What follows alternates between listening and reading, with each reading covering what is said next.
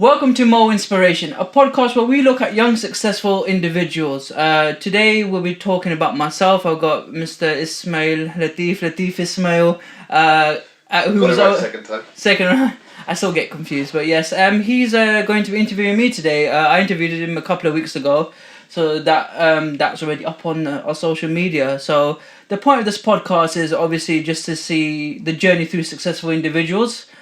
What gets them ticking, what have they learned, what information can we provide or lessons we can provide to young individuals who want to succeed in life, maybe not through your most typical way as well. So this whole idea of the podcast is just to see how different people have succeeded differently and see whether you as listeners and watch and viewers can kind of connect with each individual person and see what kind of traits you have similar, what kind of goals that you might have similar towards them, and then we'll look at and then you can make a decision on how you want to be successful. I mean, you can always contact us on our social media if you need any information, but without further ado, I'm going to leave it to our presenter today, which I'm in the hot seat now. Oh, sure. Thank you for having me. And I will be, I guess, keeping this conversation on track. And welcome to everyone listening. So, I guess, Qasim, how about you start us off by telling us, who is Qasim? Oh, Qasim is known as Mohammed, Big Mo, Big Cass, the Bearded Traveller. I go by many aliases, and those are the good aliases. I've been called many other names behind my back, probably. I can think of a few. I haven't come up with any. Yeah. I'm a busy individual is what I like to call myself. I dabble in a lot of things. I'm still trying to reach a level of success, but I think I have reached certain...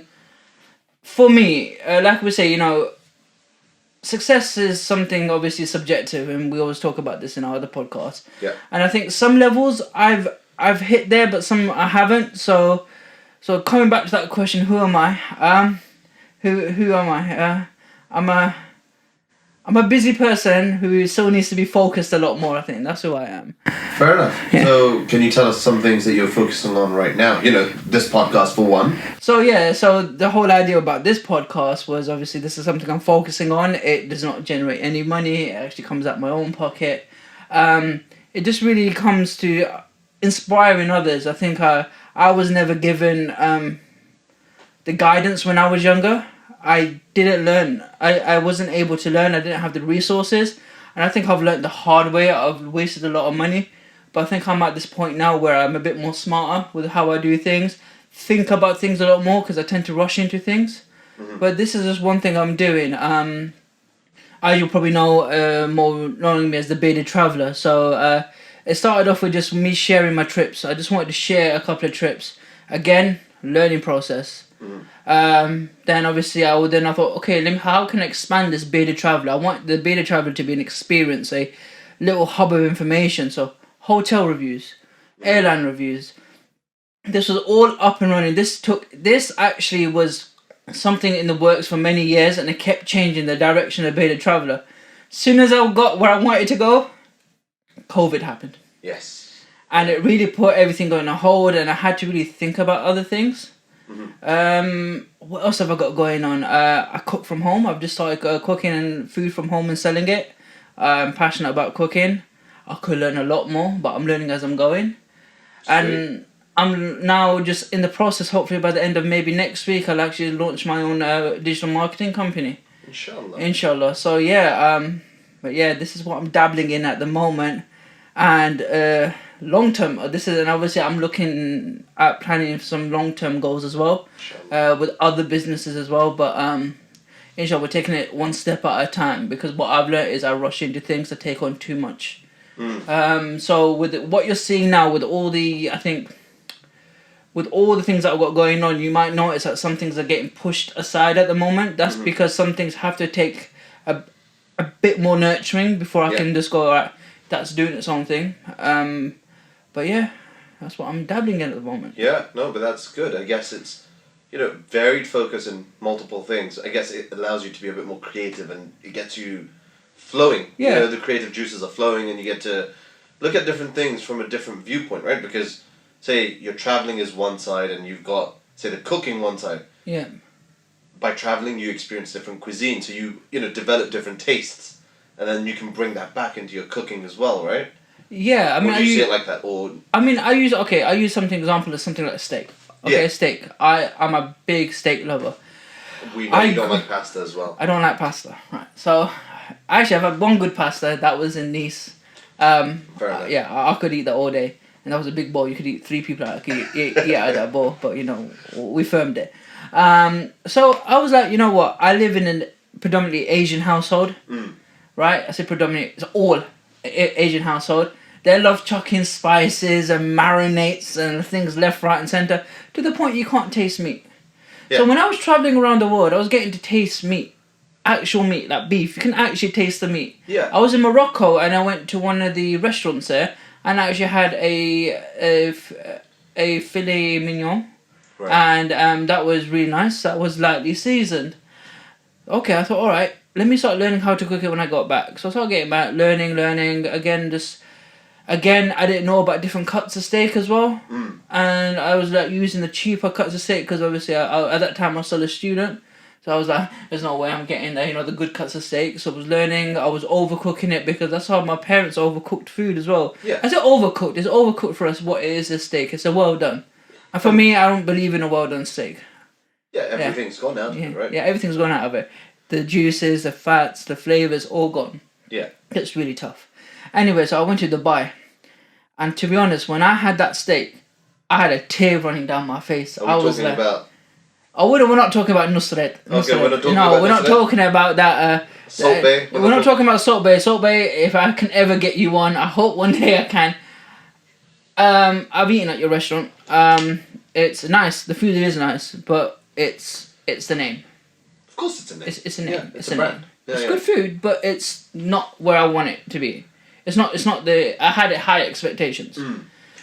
My parents went to the one in Turkey. That's better apparently. I heard that. Yeah. Yeah, like the comparison, Turkey one's cheaper than the Dubai Buy one. one as well. and it's better. Yeah. So yes, if I ever go back to Turkey, Yeah. that's a different discussion about me going back to Turkey. I didn't like it, but so then I went to a different. It was called Prime 68. It's on top of one of it's the tallest restaurant I believe at the time it was when it was made. It's in Business Bay. I'm trying to remember the JW Marriott. I think one of the JW Marriotts. I had the steak. It was for steak, a little bit of roast potatoes in duck fat. Again, you don't really get halal duck fat in this country. I've just found a supplier who were hey. So again, having that, what you see that the non-Muslims have, the non-halal, it's like you're looking at it going, oi, I can't get this duck fat. But when I had it there, the whole taste buds were just like jumping around. Just shot up. It just shot up, and what I was eating, it was amazing. Yes, it was slightly more expensive than what you'd pay here. However, it's Dubai. I mean, of course. even then, having said that, £130 for a proper steak, right? A filet mignon, right? It was char grilled on the outside, medium rare in the middle. It was the perfect combination with the potatoes, a little bit of gravy, a little bit of sauces. I'm not much of a sauce person, so they had the mustards. They let you pick out your own knife as well. Our box of knives, you cut the steak knife. It's a whole experience. Yeah. And you know what? I started there going, this was well worth £130. I told a lot of people to go back, but they go, no, it's too expensive. Then you see the pictures of them at Nusra, and you're like, you pay more than £130 for a steak there. Yeah, And you know, at the end of the day, it's okay, each is at home. But if you want proper food, sometimes you don't have to go to the biggest names. No, That in itself has a name, Prime 68. If you actually Google it, best steakhouses in Dubai, that comes up as number 1, number 2, sometimes depending on whatever site you go on. yeah. But yeah, that's what I learned, and I think obviously I did it was an internship. Yes, it was an internship at in Shanghai, and obviously having to be a vegetarian for almost a month, no, 2-3 because months. they serve pork with. They pretty serve much pork with everything, pretty right? much everything. Yeah. There was one halal place I did find. Flavors were okay. It wasn't enough. But wherever I went, the vegetables were banging. They seasoned the vegetables. Yeah, the way they cook. The way they things, cook the vegetable It's just. in roasted sesame, toasted sesame oil. Yeah. A little bit of soy sauce, a little bit of garlic powder, a little bit of ginger as well. Yes. Get those flavors within the what you call it, the vegetables. It's completely different. I used to, and I still sometimes do. I'm so guilty of it. getting a pack of mixed vegetables from the fresh section in Tesco, popping it in a pan, right? Boil it, like, cook it in. There you go, bland. But it depends if the meat's very flavorful as well. So, yeah, of course. But I've been on a keto diet here and there, so it's very good to have something a bit more flavorful within your vegetables. Otherwise, it gets boring. Especially vegetables, right? Because it's just like it's a repeat. But it's a great filler. Honestly, the more vegetables you have, the quicker you're full up. More than carbs itself, I think. Yeah, fair enough. But let's loop back right at the beginning now. You talked about food, also. Exactly. I think this conversation can carry on. 2 hours, 3 hours, just about food. But let's start right at the beginning, right? So Qasim, tell me, where did you actually start off? You were brought up here and then you went to Pakistan. Tell me that journey. How have you come to where you are today? I've come through a lot of moving about. So I was obviously born in Rochdale. Yeah. Been in London most of my life. After I moved when I was 4 back down to London, I moved down to London with my uncle and lived in my uncle's house for ages. Right. My parents got a house eventually. Actually, we lived in Wembley. Right. And then we moved over to East London. Wembley, I remember very little of my childhood. All I remember is there was a party. My brother made me miss the party. We're not going to get into the details of how but his arm got dislocated from his, I don't know. Were you the cause? No, my mum. Those little reins that you have for the little kids? Yeah. Yeah, he ran and then pulled and then came out of his arm. Pop. Yeah, pop. Yeah, I missed my friend's birthday party. That's how much of a memory I have got about that. Come on, bro. How are you going to pop your arm? What are you doing? So, and then moved over to East London. I lived a very sheltered little childhood, and when I came to East London, I knew how rough it was. I had to experience how rough it was. Verbal bullying and physical bullying. I think the physical was a lot worse from the verbal. I think the verbal, it was still bad. The physical, right. But I was beaten a lot. Bless my father, he's from back home. He never grew. They did have. They did. As boys do, they squabble. Yeah, they squabble all the time. But he doesn't experience. He's never experienced what East London kids were like at the time. It was knife crime was still there, but it wasn't just broadcasted as much. I remember kids bringing in knives into school at a young age. Yeah, of course. Yeah. So I was beaten quite a bit. I remember year 3 to year 6. I think my primary school I just did not enjoy. I think I've forgotten most of it. Subconsciously I just forgotten most of it on purpose. You just don't want to remember. Year 7 went into high school, and God, as year 7s you're already a target. Yeah. And then and my dad's answer to all my bullying was tell the teachers. So what did I do? I tell the teachers, and I got branded as a snake. Yeah, me. Yeah.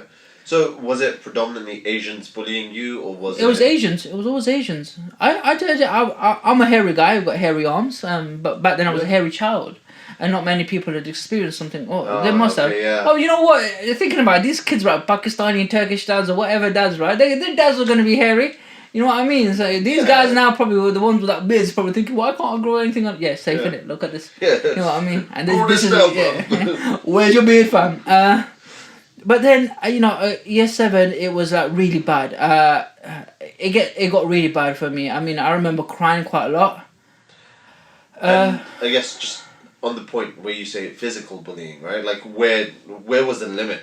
There wasn't a limit. I remember it was my birthday, just before our Christmas holidays. Right. And I got chased by about 40, 50 man in was a it playground. called birthday beats? And called then they just rushed you? They kids who didn't even know me from older years. I remember having to get picked up from the floor with cuts and everything. And they just did it because they could. Yeah, it wasn't. I didn't fight back in year 7. It wasn't until like towards the last few weeks of year 7. So coming up to that, I was crying a lot, and I think my mum had told my uncle. Now my uncle, may Allah grant in paradise, he's passed away. He was a very influential person through, from like year 7 onwards. He grew up in Rochdale, right, where it was predominantly a racist town at that time. Fair enough. Being and he was really tough. He was like tough, like his older brother, he was tough, his younger brother, they were all tough. They all grew up, but he was very, very protective of the family. I remember him, him like characteristic of being a protector. I mean, that's what I saw. I don't know what everyone else saw in the family, but that's what I saw. And I saw him as a guy that he wasn't scared of a fight. He used to say, these kids think they're bigger, there's something else that's always going to be bigger. Yeah, of course. Yeah. And I remember he took me in a drive one day. I think I was crying that whole evening. I think my mum must have told him or something because he took me out for an evening. He was telling me, look, you don't need friends right now. Friends are nothing. Because, in a couple of years' time, you're going to be speaking to him. Yeah. Yeah, you don't need it. I was crying because I didn't have friends. I was crying. It was bad. It was bad. I mean, I remember, and it's the first time some of my family are going to hear about this, or some of my friends know this, but I remember Forest Gate High School was right next to Forest Gate train station. I stood on the platform thinking, should I jump in front of a train? When I was 7 years old. In year 7, sorry. I don't know how old I was then. But for how me, traumatic must it have been for you to I just wanted peace. I just wanted peace, but I wasn't getting it. It was like a constant battle. Going into school thinking, am I gonna get beaten up? Am I gonna get am I gonna get verbally abused? Because the verbal abuse was just as bad. But I think for me, I was able to kind of drown some of that out. But that was only because I was getting beaten up. I was more worried about the beating up beatings than I was. So then my uncle was like, you know what, you got to start fighting back. So he just told me to fight back. He goes, you're going to get put on your ass a couple of times. You're going to get put to the ground. But he goes, get back up again. You know what he means? He goes, at least you've stood up for yourself. And people, when they start finding out you're standing up for yourself, you're not as easy target. Because they know that you're going to give lip back. You're going to fight back. And for them, they're not having that enjoyment. Yeah. So, know. Okay, now let me pose a question, right? Say, for example, if you weren't crying at that point, right? Say in the sense that you didn't let it get to you. Yeah. Say beating up isn't even in the question right now, right? We're just talking about verbal. Yeah. Right? If you didn't say you weren't crying, or if you weren't actually showing any reaction or any form of... you weren't just giving a reaction. Do you think it would have stopped? Say, if you look back at it right now... Oh, the crying was behind closed doors. It was at home. It wasn't ever... But in terms of, say, if you didn't show them any reaction... You know what? Sometimes I didn't really show any reaction. It was just unprovoked. They were unprovoked. Okay. They were unprovoked. There was no need. I mean, I did keep quiet. I was quiet in the back. What it was difference was I actually enjoyed learning. I wasn't a boffin, but I enjoyed learning. I read books when I could. Read encyclopedias. Read books on sharks and stuff like that. Right. And, coming from...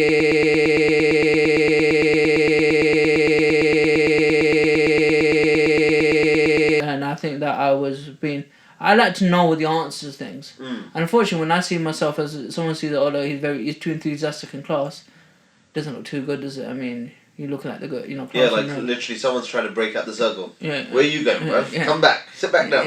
Yeah, exactly. You're getting too big for your boots. I wasn't like, oh, where's our homework? Why? You haven't forgot. Say you forgot to ask for a homework. I wasn't like that. I just want to know the answers. I remember, but I still put in. I never let that deter my education because I always wanted to know. It just I had a rough time of it, and then my uncle was like, fight back. My dad was against that. My dad was like, tell the teacher, but at that point, I was had to listen to my uncle because I saw him as being, the strong uncle. Yeah. And the guy was 6 foot something. He was big, and I was like, all right, cool. I remember my cousin. She's a year. So when I moved into year 8, I started fighting back. I was suspended about 14 times in that year. Internal suspensions, get put on red cards or whatever they were called, just for standing up. I was getting in trouble. I didn't care at that point. I really couldn't. Then why are teachers... Again, that's the teachers to blame, right? Or it's not their problem, innit? They don't want to see it, But why are they putting the victim in trouble? If we call because you're acting out of the ordinary, it kind of is projected. But you're getting treated out of the ordinary as well. Like for them, that's a normal thing, isn't it? Until it's a shame. You know what I mean? But I got to that point where I couldn't tell the teachers. Yeah, because they were useless. Yeah, useless. What was I gonna get? Yeah. They would tell somebody off, and that person would come and take retribution. Yeah. You know what I mean? So it was more the physical stuff that I was scared of rather than the verbal stuff. And when they were physically hurting you, they weren't getting in trouble or suspended. No. Some did. When I fought back, they were getting suspended as well. But so when they beat one up, they don't get in trouble. No, they don't. But when it's a two-way fight, then they get suspended as well. I tell you something. Even my uncle. Yeah. So there was a kid. Yeah, his name was Ollie. Right. Right. He might follow me. I don't know where he is in this life. He was leaving halfway through the year. I believe halfway through year 8, and he said on his last day he wanted to come and beat me up. Right. Just because he wanted to. Him and his boys. So my younger cousin, who was in year 7, found out something about this. I don't know how, from people talking, Right. and told my uncle. So obviously I told the teachers anyway because this was going to be something that was going to happen outside of school. Yeah.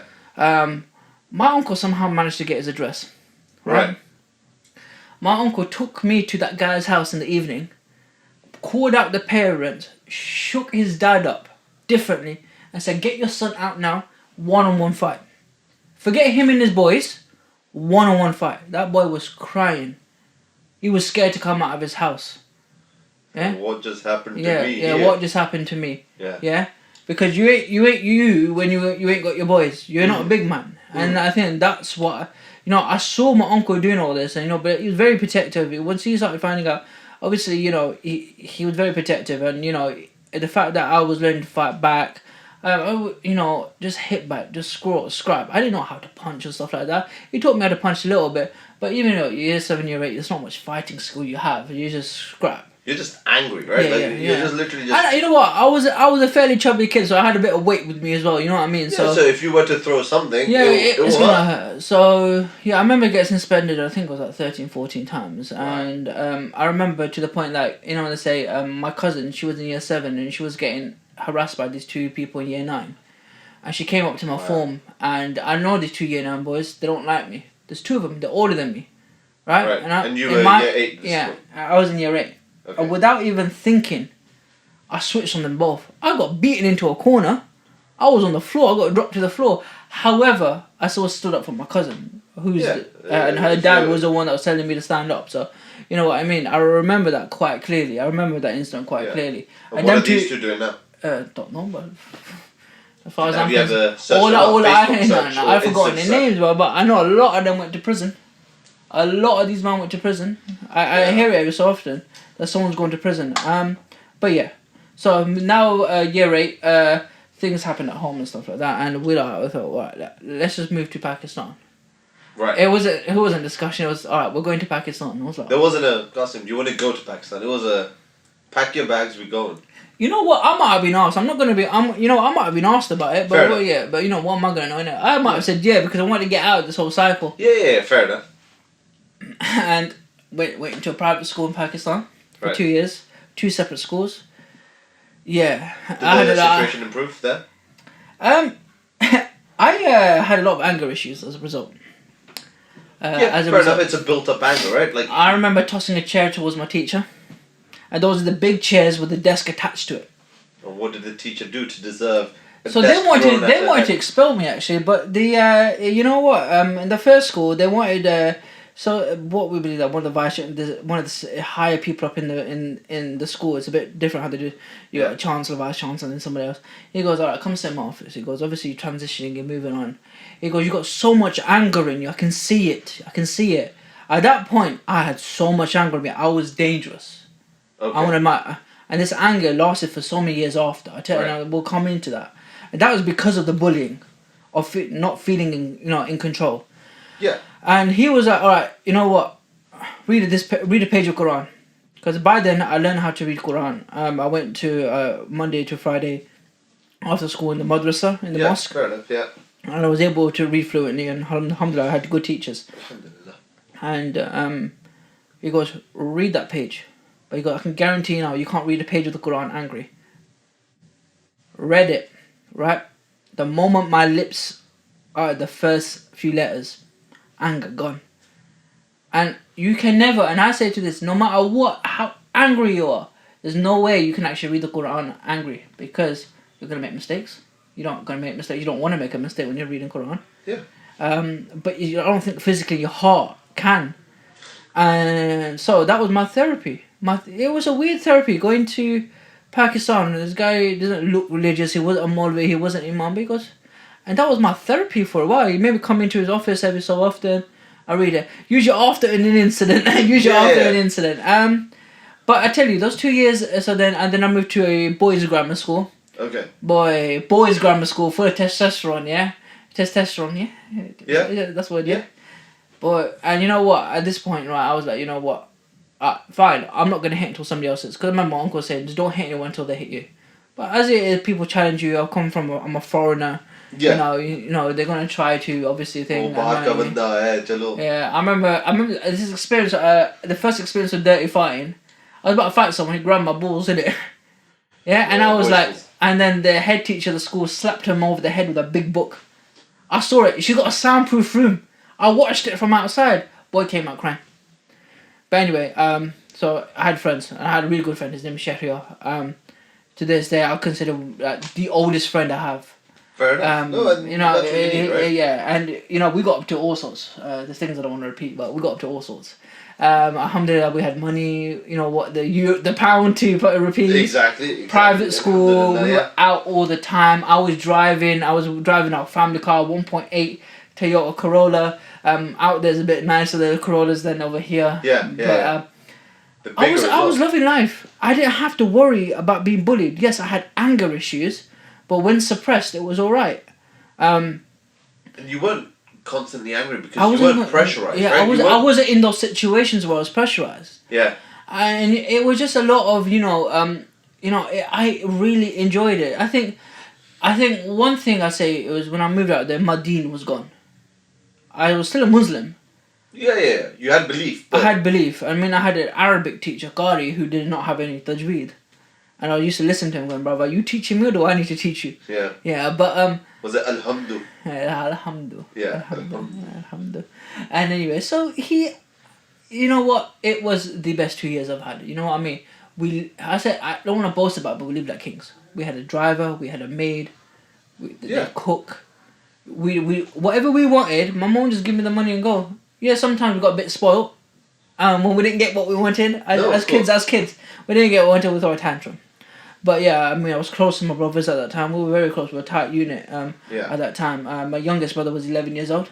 Fair enough. Actually, story back to when he wasn't 11 years old. When I was 11, he was born. I remember at 11 years old, I was changing his nappy, feeding him a bottle of milk, taking him around in the pram around East London. Yeah. When I'm 11 years old, to West End Park, which is now Stab Central. But Fair enough. yeah. But it was so I've been close to him. When so we were all there. Exactly. We'd obviously we didn't take him out everywhere we went. But when it was with Shehriar and stuff like that, it was really nice. We had all the boys. We had Waleed, Hasib, we had everyone, right? And Arsalan, it was really good. I got into football so much. I used to get heat strokes from practicing in the midday summer heat. Mini heat strokes, I'd say. Migraines. That's when my migraines started setting off from then. But it was perfect in terms of whatever I wanted. But the only thing that was missing was the religion, the deen. I remember I was the only one of three that might have been fasting in our entire grammar school. Wow. Yeah. Wow. And I remember that people would still be eating at the canteens and stuff like that, and I used to have a tab behind the canteen, but at that time it was the one tab that we didn't use. We didn't use a tab, and I was like, okay, but honestly, I enjoyed life, and but the thing was, I learned. I didn't look at that time, but I learned people skills. I think I learned about what different people are like. I learned about different culture. Though I'm not really liking the Pakistan. I've never liked the Pakistan culture. I got a taste of the good life. Yeah. And I think you can understand why people live that life, right? I can understand why they live that life. And that, for me, was what started the whole idea of me wanting to have my own businesses. Me wanting to make my own money. Because if I wanted something, and I was we didn't live in poverty, but when I was living back in London, when I was in year 6, year 7, £1 a week £1 a week was our allowance. Fair enough. That was it. But we got a lot for £1 at that time. But yeah, what I'm saying is, there was a lot of things I wanted, but I was told no. And fair enough, I was told no. Yeah. I remember my pairs of shoes was like one pair of trainers a year. Probably whatever my parents could afford. Yeah. One pair of trainers a year. Yeah. And that was it. I mean, my brother now, he gets 3 or 4, even 5 pairs of trainers. Yeah. He'll ask for it, he gets it. I'm there looking at my mum. What are you doing? I never had that. I never had that. I'm buying trainers now. I'm 27. If I want to buy 13 pairs of trainers in a year, I can do because I'm 27 making more money. But probably still get told off. Yeah. Oh yeah, I just still get told off. But some can resell. But that's what started it. So I had all this going on behind me. I think I had all this bullying, and then once I had that bit of clarity away from everything in Pakistan, I saw people, rich families. I was like, you know what? I want to start something. And even then, I was thinking, what could I start? But I didn't have it. But at that point, I didn't need to because I already had the money. Now, you don't need to think hard enough for that, right? I didn't think I need to because Yeah. we live in life. 2 years later, I'm back in London now. Anger problems, right? I've come in with a preconception of East London, of how bad it was. You're scared going in, right? I'm not scared, I'm apprehensive.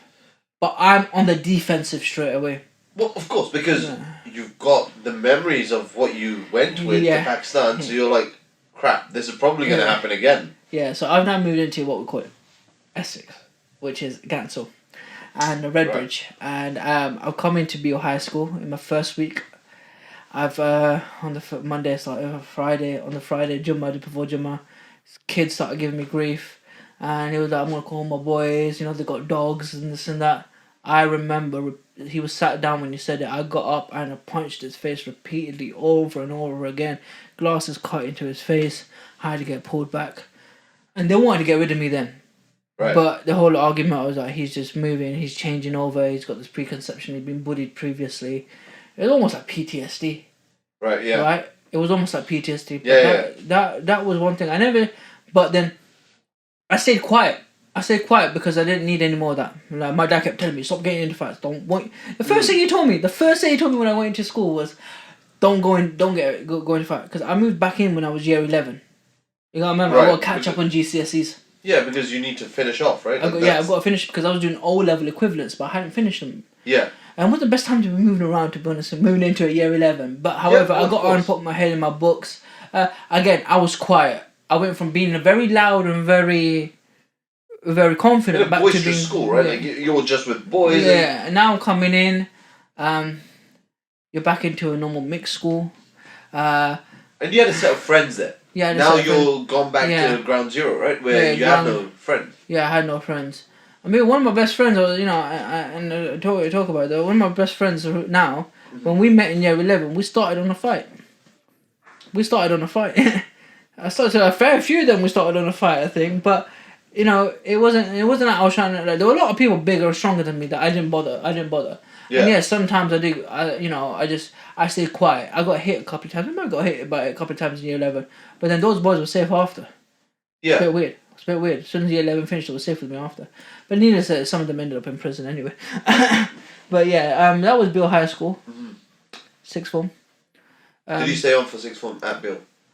Yeah, I did. I'm just thinking. Yeah, so this is when my mind started thinking. All right, back to the UK, kind of. Not having enough money because it's a bit more expensive living here. Back to the pound. Yeah, of course.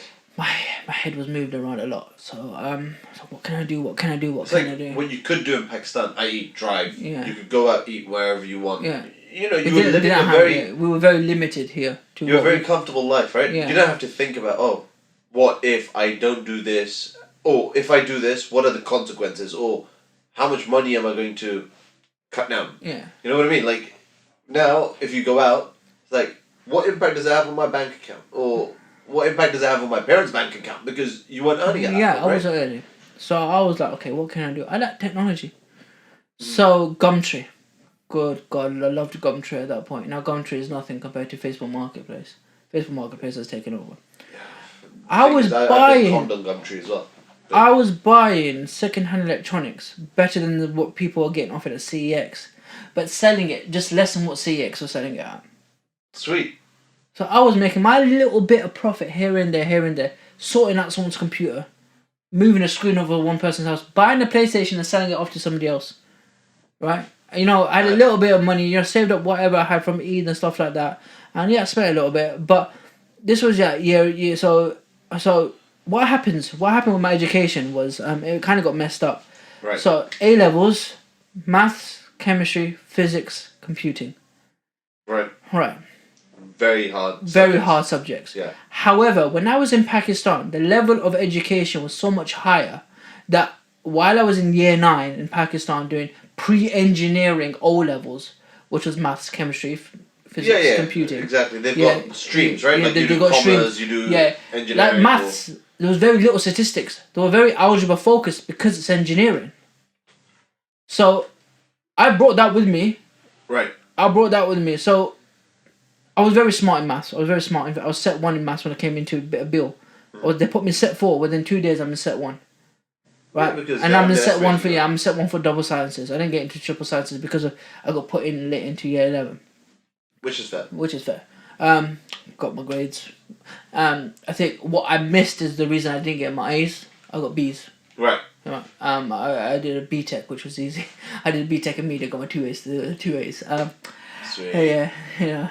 Just had a couple of, just because the BTEC was so easy, it was, just messing around with computers and stuff like that. Yeah. And, had In media studies, you make a film and stuff, right? Or... We did more like projects in terms of creating newspapers and leaflets and, getting into that design, that early design stages, nothing too major. Creating a catalogue, for example, how what's needed on, you looking at how to use Photoshop. We never got to Lightroom. Right. And was Lightroom around at that time?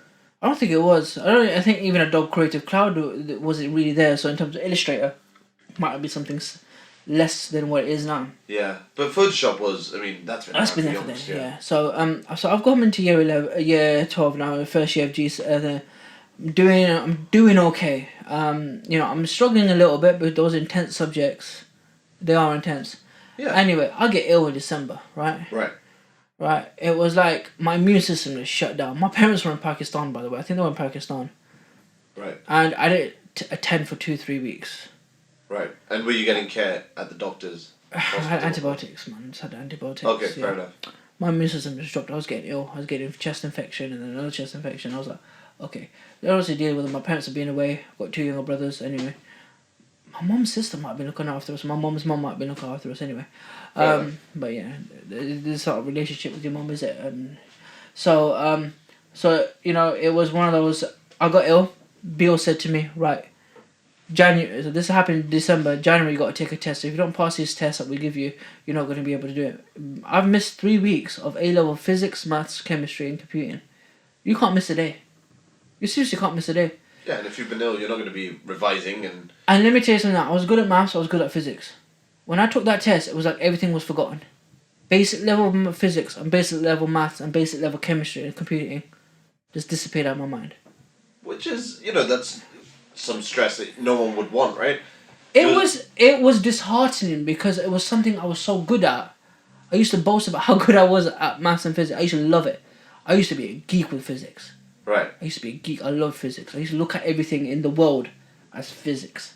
The light here, I'd be looking at it and part photons and everything like that. Yeah, that was me. Yeah, and driving alignments and everything. That's how I loved it. Mm-hmm. Anyway, it all gone, and it was disheartening because they said you have to leave Bill, but come back in September, do subjects other than those. That was the agreement. Don't remember too much of how that was agreed, but that was the agreement. And I remember my uncle. So I told my uncle, I said before my parents came back, and I was like, Uncle, I've been kicked out of Bill. And that too. Mom and Dad did not know, and I was scared shitless. I can imagine. How do you tell your parents? Yeah, by the way, I've just been kicked out of school. Yeah. What? Yeah, that conversation is something that no one should ever have to have, right? My uncle goes, don't worry. I'm going to come to your house. I'm going to sit down. So I sat there next to my uncle. And my uncle was like, introduced it. Yeah, so he's been kicked out. Mum and Dad are angry, but they had that respect for my uncle where if my uncle said relax, they'd relax. It's like, okay, you know how to get your way. Yeah. But yeah, so... Alright, I'm just going to stop you there. Yeah. What if, that agreement has been made now, right? Yeah. You decided... You know what? I'm not going to go to Bill. I'm going to go to any other school within the same vicinity, right? You've got Valentine's there, you've got Ilford County, you've got, similar schools.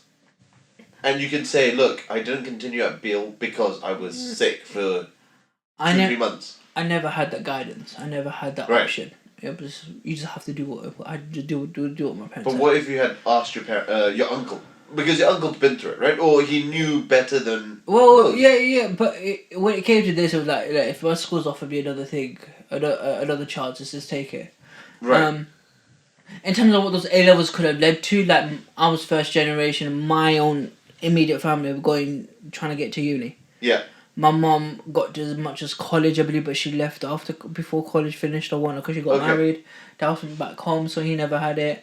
Even my uncle, only one of my uncles managed to get really far in the academics way. Now he's now like a big banker. He works in the big banks, stuff like that. Fair enough. But I never had that. So me and my oldest uncle never had that relationship. In fact, he was almost as a bully as everyone else was. Oh, really? Yeah. So it got to a point where there was a day where he invited all my cousins over to his house for a sleepover. Right. All the cousins, and I'm one of the older cousins, but I still had cousins around my age, 1 or 2 years. But he told me I couldn't come. Oh, wow. What about your brothers? Huh? My brothers went. Oh. But he told me, you know what, I don't think he's ever liked me. He's alright now. He's alright, alhamdulillah. I get Eid from him, so I don't know whether that's... Yeah, but I remember... Yeah, it's either he's forced to or... I remember that my uncle... Yeah. Who guided me through all the stuff that's happened. He said, right, come over to my house. And Mum was like, no, he can just stay at home. He was like, no, he's coming to my house. I chilled with him and his mates, and I was treated like an adult.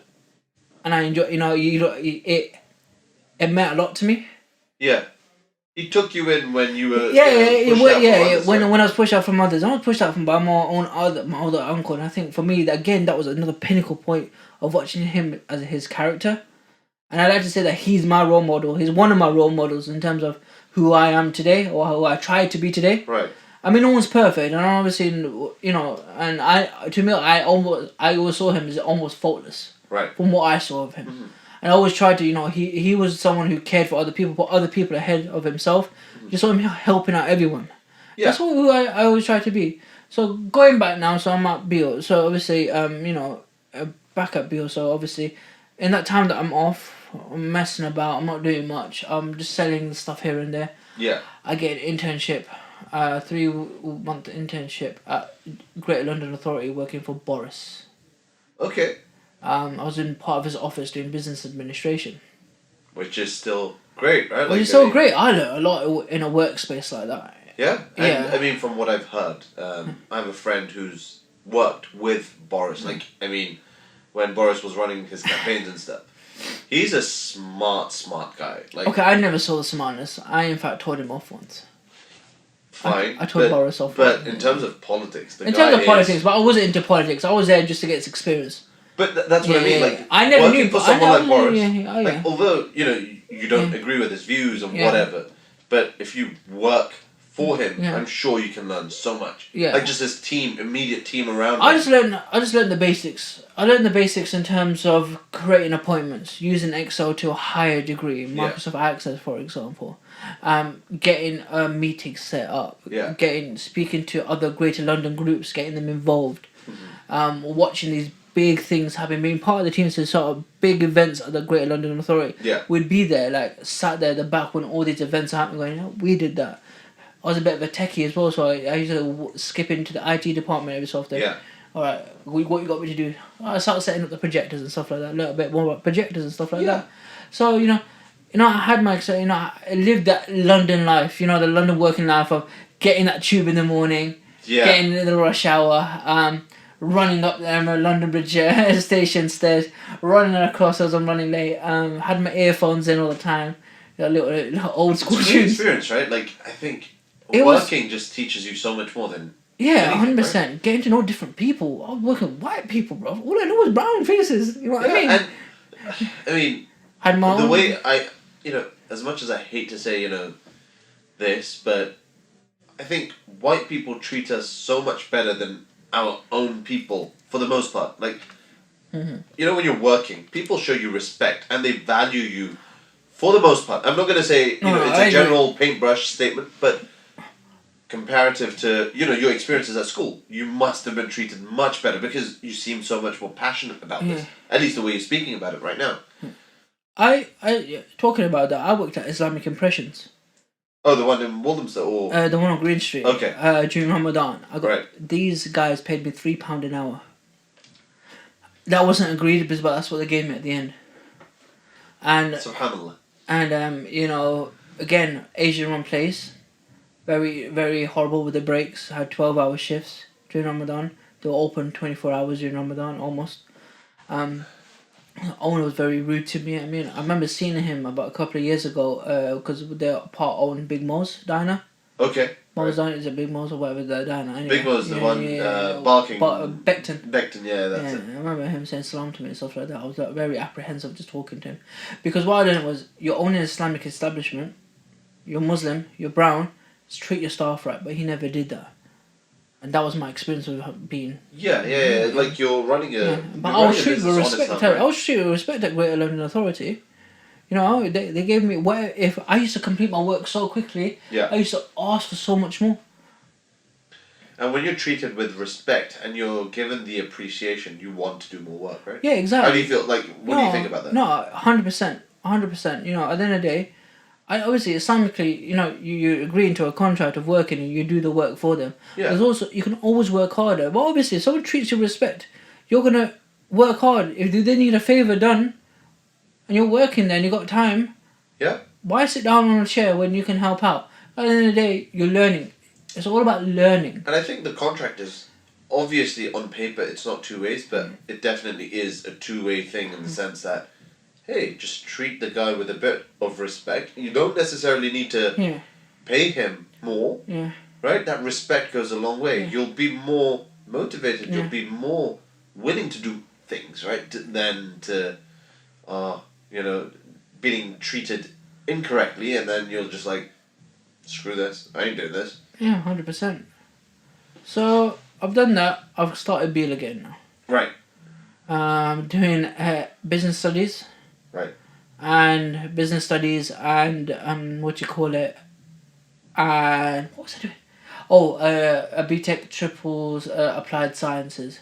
Okay. So probably the hardest BTEC you could have in terms of school. Yeah. It was a mixture of maths, chemistry, physics. Basically that engineering thing that you were doing in Pakistan, but it was almost, you can get into forensics as a degree into that. You can go into, it's a route into forensics. Because you talk about, you study about a bit of that, stuff like that. It's more strategic to medical applied sciences is what it was called, applied medical sciences. Right. So the business side of it as well, you get to learn a bit more of the business side of sciences. Right. But you probably couldn't get into A-level chemistry, or you'd have to go in with the foundation year. However, that's something that can still be accepted. Right. I mean, it was easy.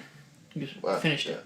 I mean, I finished 2 years of working, almost a year, and I spent the last year chilling. Right. So anyway, fast forward. I've still doing the second-hand selling and stuff like that. Right. And gave it a name, started making websites as well now for little local businesses. Got flyers made, had spoke to all the local businesses. Right. They did try to take advantage of somebody who was very young.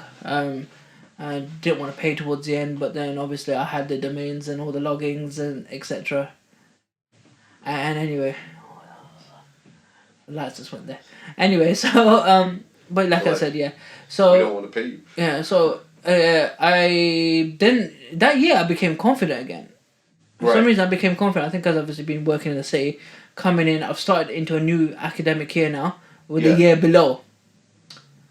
Yeah, that does give you a bit of a confidence. It's new. It's another. For me, it was a fresh start. Fresh start. And these lot, some of them were friends for long. You know, so I'm still friends with now. I still talk to her. I mean, some of them are coming onto the podcast or have been on the podcast, depending when this gets released. Yeah.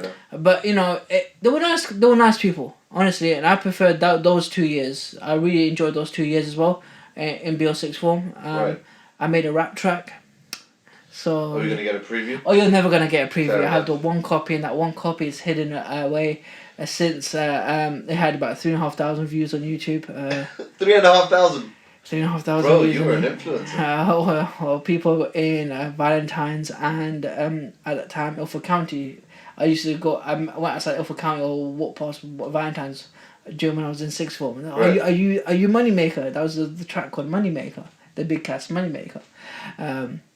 But that's what my name. Moneymaker became the Bearded Traveller. Yeah, so I had that confidence. It grew massively. It almost got into a bit of an ego. I did that. Performed in my second year, in my last year at the Leavers Assembly. Sweet. It was like there's a clip on YouTube of the actual thing of the assembly. Might still be on YouTube. That's up there because you really can't hear me. You just see the crowd reaction. Did it for a couple of other charity nights at the Beal. That's incredible. You know what? Even though Islamically probably wasn't correct in terms of the whole music, opinion, it did bring a lot of confidence. And yeah, it's something I'm a bit ashamed of now in terms of it was such a bad track. That's why I'm ashamed of it. Yeah. I mean, if I could make a track now, Moneymaker Part 2, you guys wouldn't be ready for it. But Oof, I'm ready. I mean, I think my parents just looked at me in disappointment when that track came out. I mean, I was a bit of a joke amongst the family, but I had my own fan base. I had Miss Varda gave her a signed CD. I burnt it onto a CD. Our secondary, our sixth form, one of our sixth form, teachers. That's why she ended up getting a signed copy. Anyway, so so it comes to university now. Mm-hmm. I never had. Where did you go for uni? I guess let's start with where you went and then. University of Leicester. Okay. Right. So I've never had the what you call it, the help or anyone with knowledge to give me what university should I gone to. Right. What course I should go for, because I wanted to be a lawyer at one point. Okay. But it took me 3 times to get a C in GCSE English. Later, I found out that I was partially I was quite dyslexic. So that could have taken a big hit. That because I was used to the English that was taught in Pakistan, which was a different syllabus, for example. Yeah. So that was a GCSE struggle there. So then I wanted to go into business. So I wanted to do lawyer. I wanted to become a lawyer. And then my mum dad was like, oh, lawyers lie, so that's what Islamically correct. So obviously I was just like, haram. So now you know that you could do law in different areas, but then it has its own thing of, there's other arguments, Islamic arguments, but each their own. Yeah. Do business, or every Pakistani's got a business degree, but then I'm not enjoying life right now. Then I wanted to go into banking, but you're dealing with riba, interest. That's another haram. Exactly. Yeah, so couldn't do that.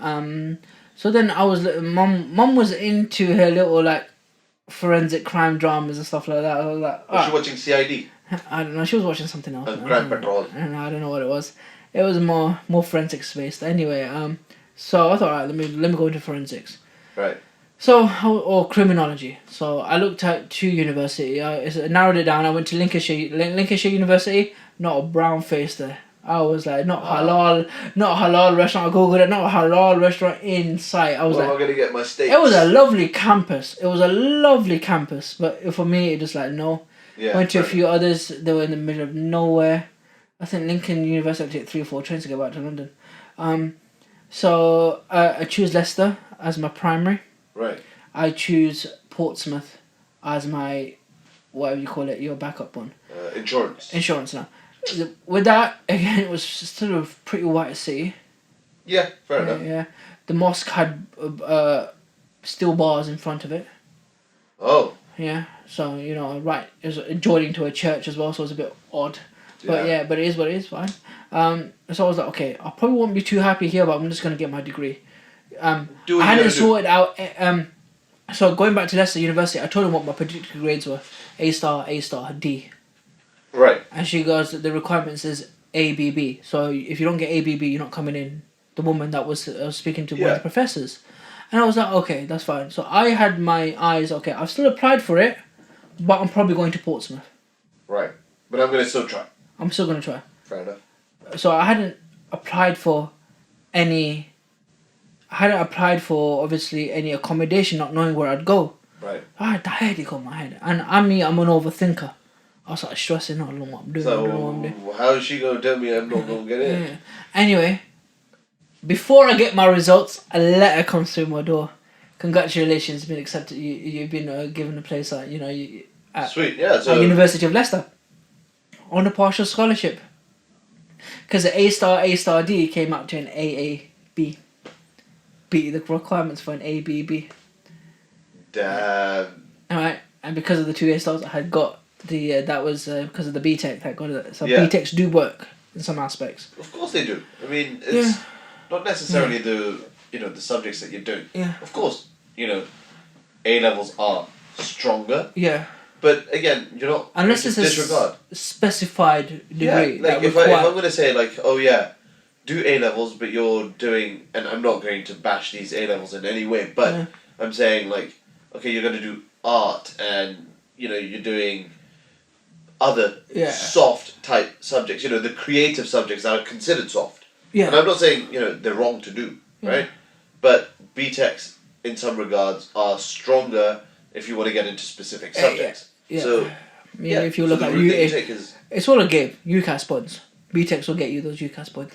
yeah, of course. Like if you're aiming for other universities, Yeah. like say for example Oxford, Cambridge, you're not going to get in with a BTEC, right? I could have got into De Montfort with a D, with a CCD. Yeah, They still would have given me a place. of course.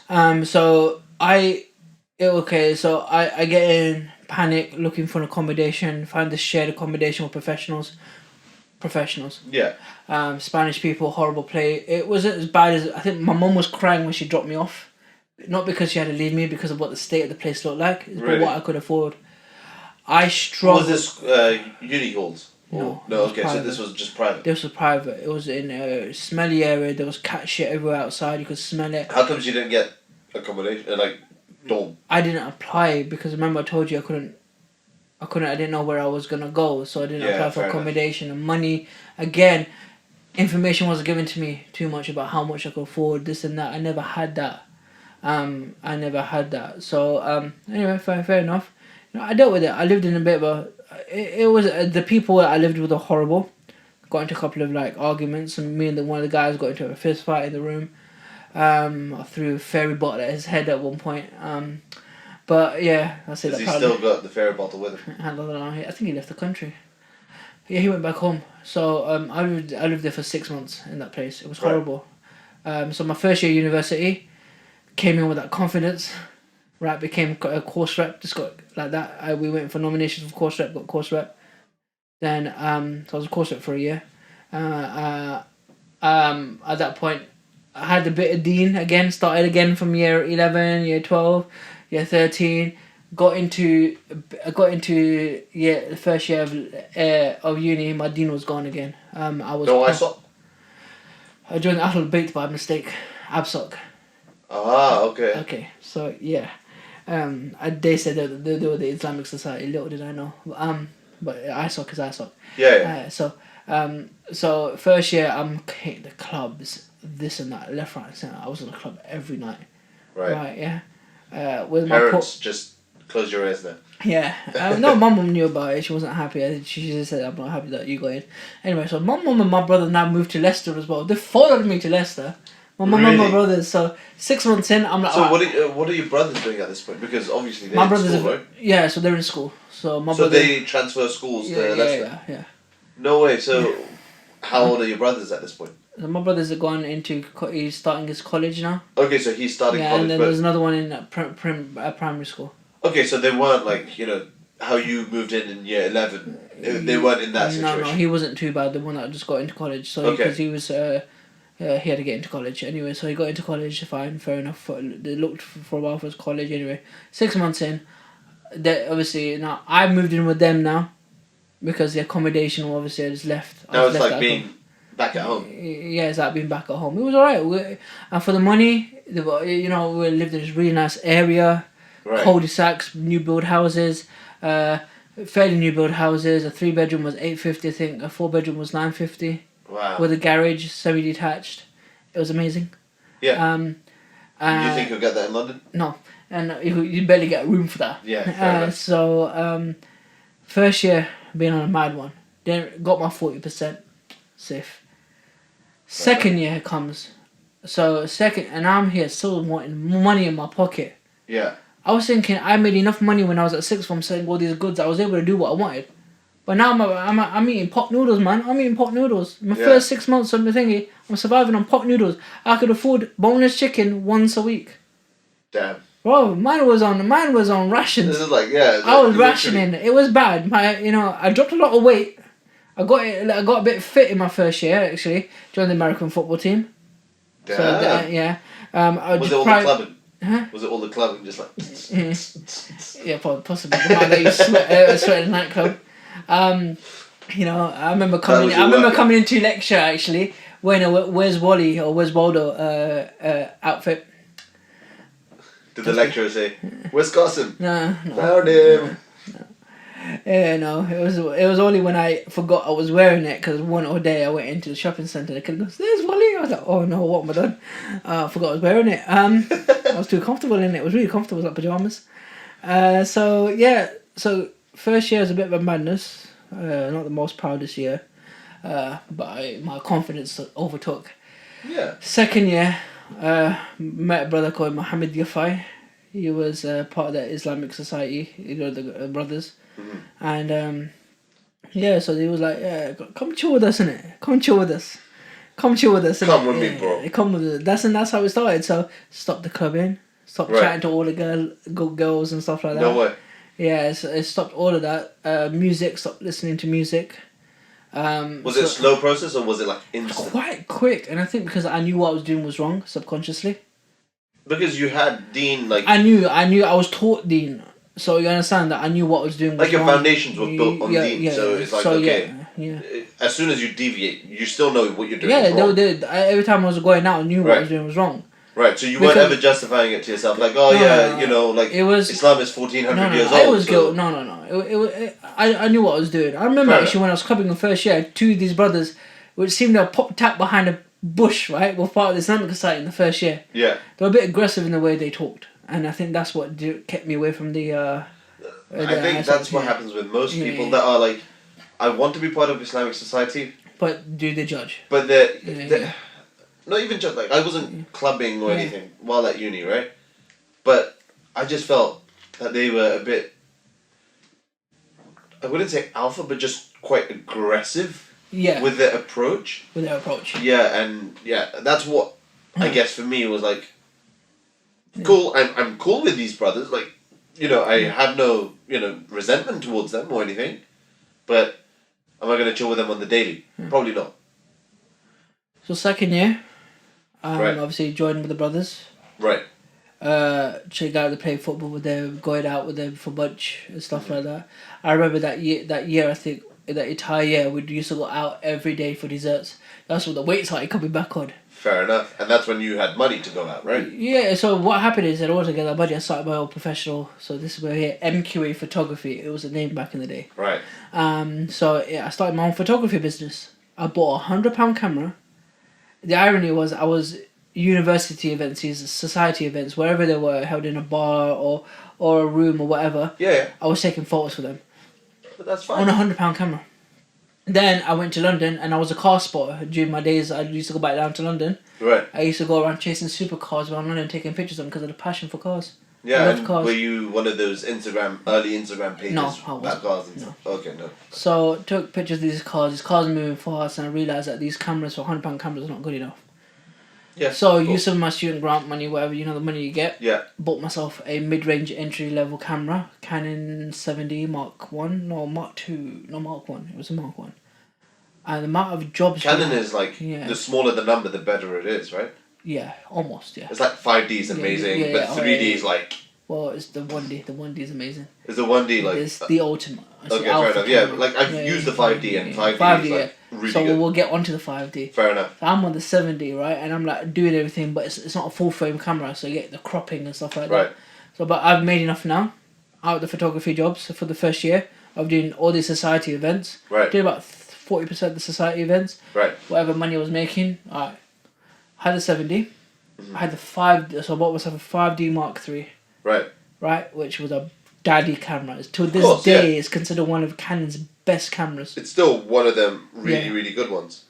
So it's considered one of those Big Mac daddy cameras, right? Yeah. And I was just like, so the quality that I was getting out of those, well, my job started increasing. I started putting myself out there.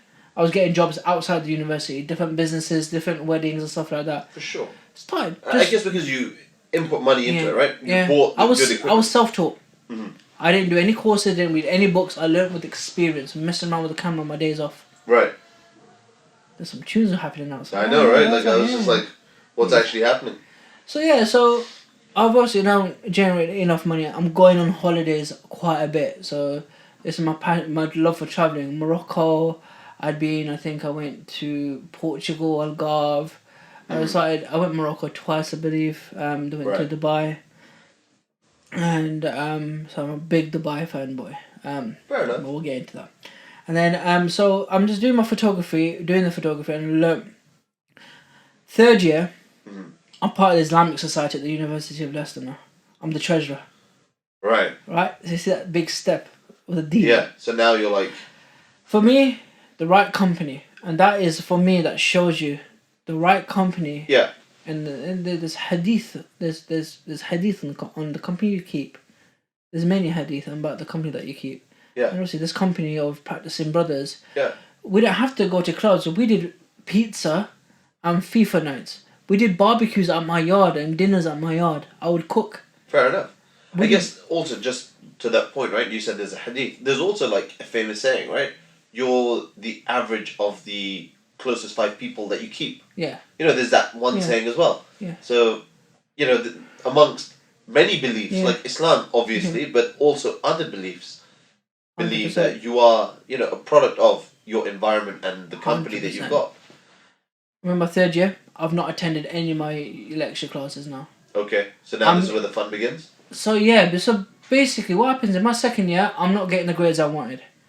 In my 2nd year, I found out when I was dyslexic because the work kept getting sent back to me saying these sentences don't make any grammatical sense. Right. Look, you made a sentence and a sentence and they've joined them together. It was only because one of the lecturers was so ruthless. Right. I went into one of the centres at the university, I had a little bit of a test, I was dyslexic. Right. I've never put it anywhere down because I don't want that stopping me from anything. So I never let it. Yes, I have to be more careful when I post things out on social media. Sometimes the mistakes do show, but somebody will message me, "Oh, there's a mistake here. You've posted. Rectify that."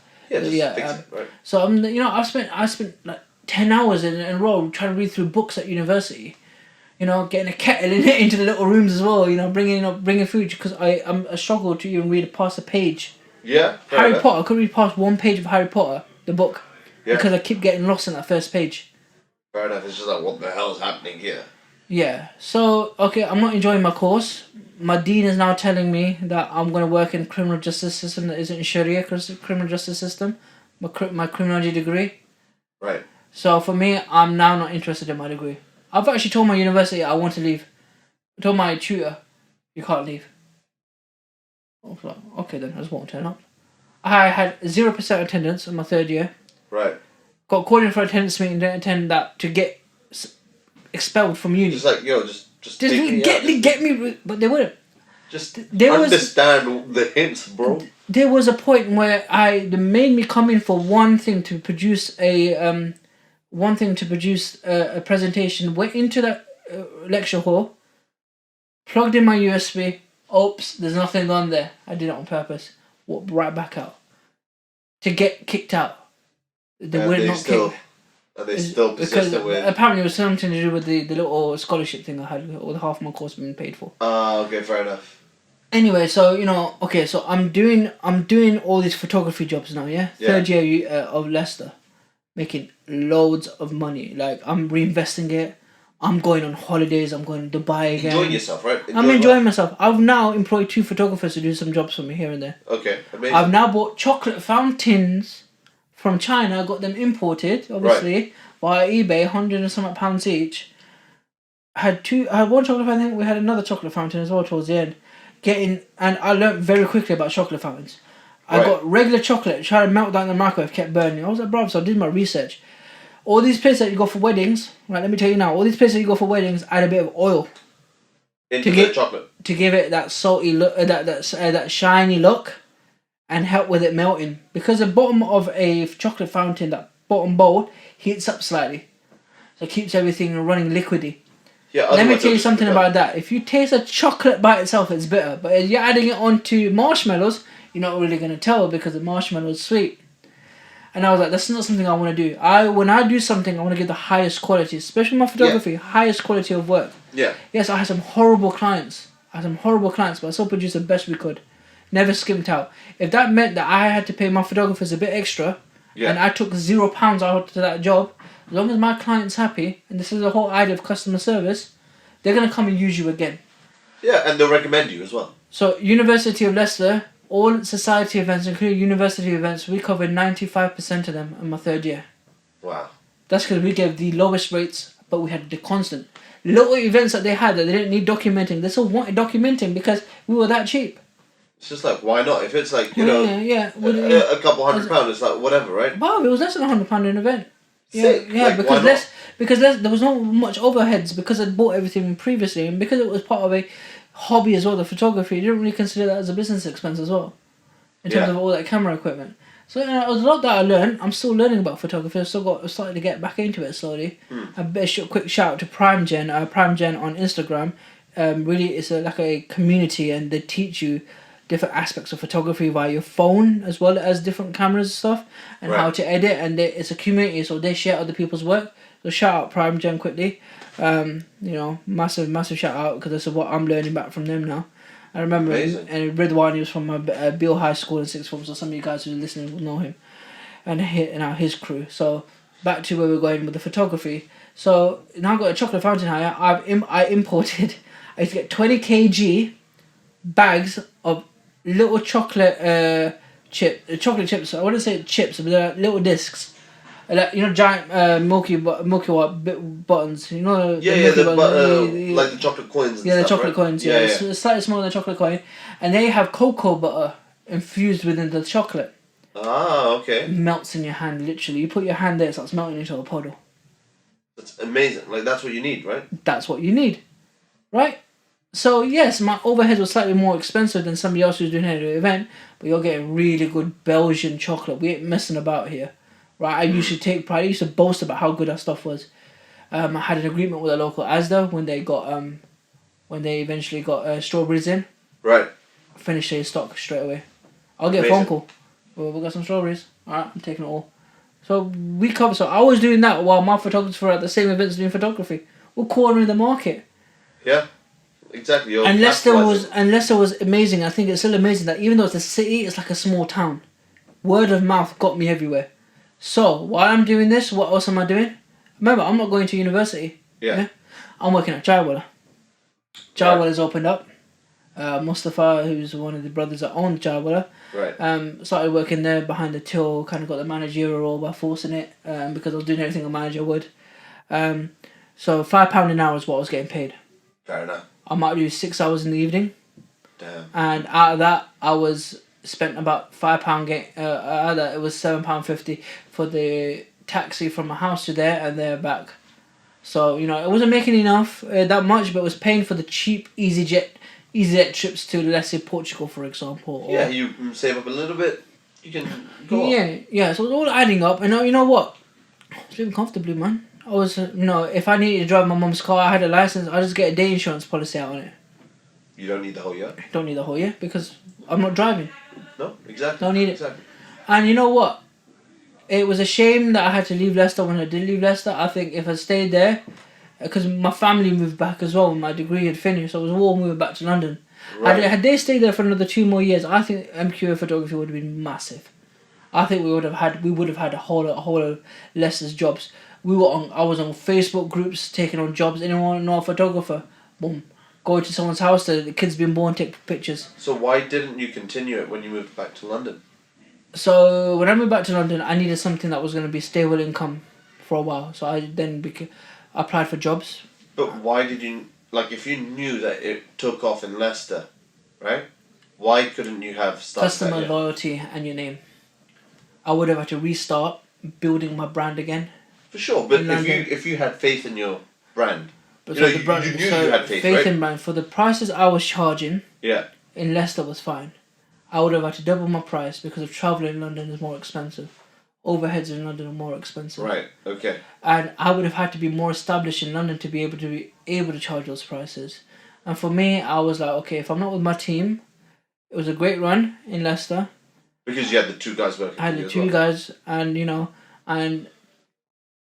and I felt like, alright, it's time just to put this aside because I wasn't enjoying the photography as well anymore. It went from a hobby to work, and it wasn't work that I was enjoying. It was getting quite stressful. I thought, let me get a full working time job now. Let me just do it. Okay. So I got a job working for Heathrow Airport. Right, yeah. Spent 2 years pushing trolleys. Wow. Around the airport, cleaning. So you were the trolley man. I was a trolley boy, but if you weren't getting trolleys I was in Terminal 4. Yeah. Air India and all that lot. So sometimes you land, there'll be no trolleys thanks to us because we were doing mini strikes. Fair enough. I was the one that was leaving trolleys in the middle, just so you would have to pick. Well, it gives us something to do. Exactly. My mum would be like, "Why would you do this?" I'm like, someone has to do it, right? Yeah, they get paid. Yeah, exactly. I'm joking. I would never do that. No, but it gave us a job. So because if you look at other airports, the ones that you have to put a coin in, when you give it back in the certain stations, that reduces the need for trolley operatives. Yeah, the £1 ones, right? Yeah, so we were Which airports do that? Right Gatwick, Stansted. Do they do £1 coins? Yeah, I think I came into Gatwick once and I had the camera gear with me, and I had to carry things on my head and my shoulder because the machine that I had a £20 note and the machine would rotate £10 notes. Oh my god. So I was sweating by the time I got out of that hole. Anyway, luggage hole. Anyway, so I'm now working. I'm working. I'm just working. I'm doing heavy overtime. I'm making enough money. I'm going again on holidays. Dubai, spending more money there. I'm going to Pakistan every year. Been back to There's Morocco. vlogs on that, by the way. Yeah. The vlogs came later. No, but there are vlogs of Pakistan, right? There are vlogs of Pakistan. You know what? And then I managed to do. I paid for my own Umrah. So my family went Umrah. And that was 2017. Yes. That was 2017. So I was making enough money. Right. Went to Umrah. I enjoyed it. Loved it. Amazing. And that's where your deen is, again, back up, right? I think my dean, so let's go back to the dean because one point I missed. In my third year university, the brothers I told you the second year, so the other brothers we met in the third year. Yeah. And these brothers had knowledge. And when I mean they had knowledge, they had bare knowledge, man. These lot will debate imams and these sheikhs and beat them. But like, knowledge in a good way, or good. What I mean by good way being like they weren't trying to, manipulate. No. Like, Alhamdulillah, because I had understanding of Aqidah and fiqh when I learnt back when I was in. Yeah. I understood it, but they clarified a lot of things. So they clarified a lot of stuff. Right. My knowledge of a lot of things just went skyrocketed. Alhamdulillah, my family come to me if they want to know something, and if I don't know something, I'll know something. But I was able to have a lot of knowledge at that time compared to anything beforehand, and I didn't listen to music. Like I said, I wasn't listening to music. I wasn't doing anything like that, and it was just alhamdulillah. My deen was at university. I think one of the things was I couldn't, and I'm gonna be honest about it. There was no such thing as compromise. Right. So the deen it's one way, and unfortunately that rubbed people up the wrong way. But it was great in terms of how to run an Islamic society correctly. Yeah, I mean, to be fair, you need you need uniformity in a society. We were actually branded as one of the strictest ISOCs, University of Leicester. Really? We fell out with the Charity Week organisers. Oh wow! Yeah, there was a story about that where actually to the point that obviously because I was a treasurer, I had to sign off a lot of things. The president and the vice president of the Islamic Society as well. We all had the same opinions of Charity Week, and it could have been done more Islamically. Right. Okay. I've never participated in Charity Week apart from like just donation. Yeah. So also we did a lot of the stuff in the Midlands, and all the Midlands universities would come and do come to our lecture halls at Leicester, so that the Charity Week can do their talking to them and how to run things, for example, that year. But there was a lot of free mixing, and we didn't like the free mixing. Okay. And we said, listen, there's certain things we don't agree with, so this year we're not going to do it, and in our third year we're not going with Charity Week this year. Right. We'll do our own Charity Week and we'll give money to organisations that are doing things by the book. Islamically. Okay. Right. Fair enough. We still stayed in contact, and I remember one of the leaders, the creators of Charity Week, then decided to have a pop at me and say that I'm the reason that the orphans are dying because we're not giving them money. And because you're not giving Charity Week money. With Charity Week money, I was like, and there was one thing I wanted to say. He goes, we're trying to unite all the brothers and sisters in charity, but he goes we don't ever say that we're a Muslim charity. I said, brother, you're part of Islamic Relief. The word Islamic Relief indicates you're a Muslim charity. Yeah, Charity Week. You're using ISOCs. You're not using any other society. It's all Islamic societies, right? Yeah. So if your top level is Islamic, your bottom level is Islamic. Surely the middle has to also be Islamic. Yeah. So the conversion. It got heated with them, for example. So we never did that. We just did our own Charity Week. Okay. I was very ruthless with our spending because we had inherited a debt from the previous society, the previous committee. Well, Brandon was very strict, but alhamdulillah, we were happy the way we did. Because the difference is, if I was to free mix outside, that's different. If you were to free mix outside, that's different. But if I hold an event that you free mix that, because we could have controlled the outcome of that event, it's a bit more different because we're responsible for everyone that's in that event. Yeah. And that's why Islamic societies forget to understand that when you're doing something that's going to be looking at, we tried to do one where, and I'll tell you an example. We did an event where we segregated the brothers and sisters in the same hall, no partition. As I was walking around, these brothers were making lewd comments about sisters across the room, saying what they would do to them. Bro, I chopped them out. I slapped them on the back of the head and I chopped them out. That's not how I want you speaking of women like that. Yeah, of course. Yeah? I mean, I don't want to speak about women like that. And that's, it wasn't the women's fault. It was the guys. But what we learned from that was, all right, sisters have their own events in their own halls. We have our own events in our own halls. And the sisters never had an uproar. They were happy about that. The brothers were happy about that. yeah, I mean, I actually made a lot of effort. Like I said, we did, the Manny Mayweather fight? right, Pacquiao? yeah. We did a massive barbecue at my house. With 2 barbecues going on, plus other stuff. Things that I was cooking as well at the same time. I had the brothers looking after the barbecue. I was cooking in the kitchen. We had everyone crammed into a room, but maybe slightly twice as big as this. Right. About 50 mans in there. Sweet. We had FIFA nights. We'd make just proper banter. Yeah, we'd make it so that no one's feeling that they were brothers. That we all doing things. Right. So the dean was there. So I've come, I've had that. I'm surprised I got into Heathrow with that big beard as I did, right? Yes, yeah. Right, my beard was massive at that point. I remember. Yeah, I think you saw. Yeah, you would have seen the beard. Yeah, Hajj. Yeah, I saw the Hajj beard. Yeah, so the Hajj beard was a big beard. So I've gone on holiday. I've gone Turkey. I don't really enjoy Turkey because it's really they sell the Islamic history, but there's nothing else more Islamic. Fair enough. I mean, a lot of people do agree with that. When you say it like that, they have a lot of Islamic history, but there's Yeah. nothing Islamic about it anymore. Yeah, I don't think I would go to Turkey for Islamic reasons. I'll just go to Turkey for. I went because Turkey. I enjoy it. You know what I think? I went to Morocco and Yeah. I enjoyed it because the Muslims out there were amazing. Like the hospitality. Fair There's enough. 2 brothers, Mohammed Sabir and Taha. They, I was at, believe it or not. So this is me wondering, networking. Yeah. Networking again. Networking is amazing, Right. You have to network. Sure. So I was part of a photographer's car spots page, and these brothers from Morocco set something up, and I'm in Marrakesh. I'm getting bored in Marrakesh. So I messaged. I said, bro, where you guys live at? They go live in Rabat. A 5-hour train journey. First time in Morocco. In Morocco. In Morocco. Yeah. I'll travel from Marrakesh to Rabat to meet strangers. I'm staying at their houses. I'll come back the year after and I'm staying at their houses now and I consider them to be very good friends. The hospitality Could have was got mugged, but I could have got mugged, but these brothers, and I had a camera with me as well. But these brothers, I think at 7D at that point, maybe the 5D as well. I could have got mugged, but these brothers were amazing, man. And I really enjoyed it. I really enjoyed the hospitality. And I thought, okay, let me see if there's anything, the adhan, everything, feel it. But I just didn't get that connection. Fair enough, in Turkey. Yeah, so I've done Umrah 2017, and then obviously Dean-wise, I'm still working at Heathrow and Trolleys. I applied for the security officer's role, and they said I've got it, but I said, can I start after I come back from Hajj? And they were like, yeah. Amazing. So I've done. Life is on the up, right? Life is on the up. So alhamdulillah, I'm doing Hajj. Alhamdulillah. Hajj. That's done where we met. Hajj. That's where we met. And if you want to talk more, if you want some more about Hajj experience, go on to our episode with this brother over here. And we do talk quite a bit about Hajj. Yeah. But again, for me, that level is so.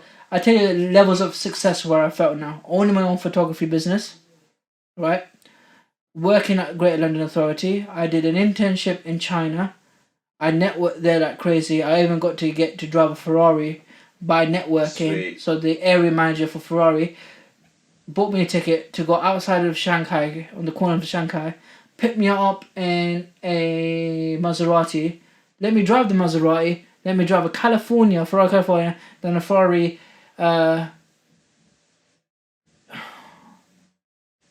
One of the red ones. F12, the F12, which is about 700 brake horsepower, and let me take it up to 182 miles an hour. Damn. Yeah, so that was all part of networking. For me, that was the level of success. Amazing, yeah. Getting into university for me was a success because I was the first generation in my own own immediate family. Yeah. Right? Starting the business up, like I said, the photography one was a major one for me because I had stuff. I felt like it was going well. I was taking on bookings. I had a booking sheet. Man. I never thought I could even get to that. You were managing this. I was managing this. I had the chocolate fountains. I had deliveries coming in. I had stuff coming out. It was a proper business. It was it a full was. front to back It business. was. I didn't make enough to be taxed. Taxman. Anyway, Yeah, let's skip over that Yeah, side of things. yeah. But I guess And then for me, the next big then was getting a job at Heathrow. yes. Because at the time I applied for Heathrow, I applied for Stansted Airport. I got into Stansted Airport, I was the only brown candidate there. Right. And I haven't thrown out from Stansted beforehand, I've been subject to, let's say, profiling Right. by the staff over there. Fair enough. And I applied for security officer there, but I applied for passenger service operative. Little did I know it was pushing trolleys. It was a fancy for pushing trolleys Fair and enough. helping out with contingencies at the airport. But that was a good stepping ladder because then as I was in that assessment centre, I got a phone call from Heathrow saying you got the job. I walked out the assessment centre from Stansted. I got a job at Heathrow. Yeah. The guy goes to me, I don't blame you. He goes, I don't blame you. Yeah, fair enough. So I got a job at Heathrow, did the 2 years there, did my Hajj. And for me, biggest point of success in my life was Hajj. Fair To enough. be young, to be able to pay for it. I mean, I paid half first and then my parents covered the other half and I paid them back slowly Fair the year enough. after. I did a committee. Huh? I had to do a committee. Yeah, to do a committee, fair Yeah. enough. But yeah, for me, it wasn't the year I'd planned to go. I'd planned to go the next year as we talked about. But everything fell in place, alhamdulillah, and got to do Hajj. It was an amazing experience, and since then I always want to go back to do Umrah.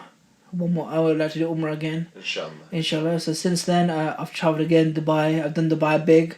So then after that, 2019, I went to Dubai, Tokyo, and Pakistan. I remember For me, I watching that. vlogged that, so that was the first part of the Bearded Traveller. So before that, the Bearded Traveller, when I went to Turkey, I had Bearded Traveller t-shirts.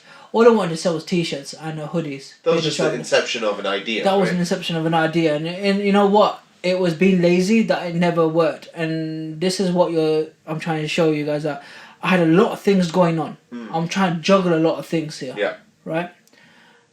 I'm really seriously trying to juggle things here, and I'm being lazy. I'm not putting the focus where it needs to be. Yeah. Consistency. We talked about consistency in your Of course, podcast, yeah. and I'm talking about consistency on other podcasts as well. I didn't have that consistency. Right. Right. I was lazy.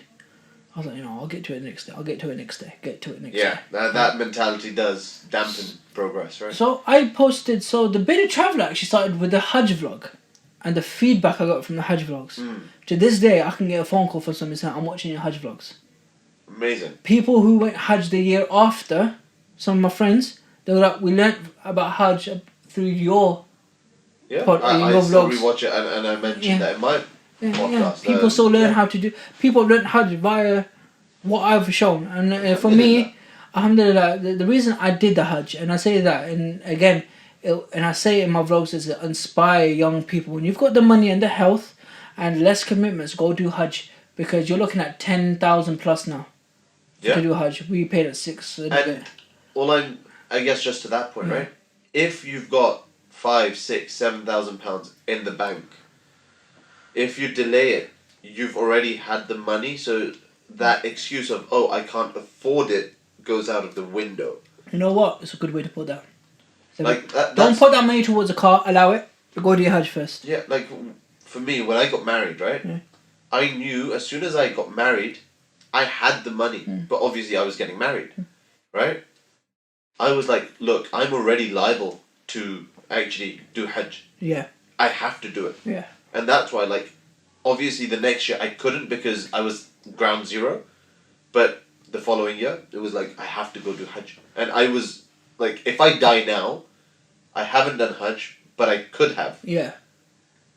And yeah, that's So- not the state that you want to go in, right? Exactly. So- I mean, I didn't have that much money in the bank before Hajj, but when we agreed that, like, when I said to Mama, I'll do Hajj with you guys, Mum and Dad, I had about 4 or 5 months because it was very late.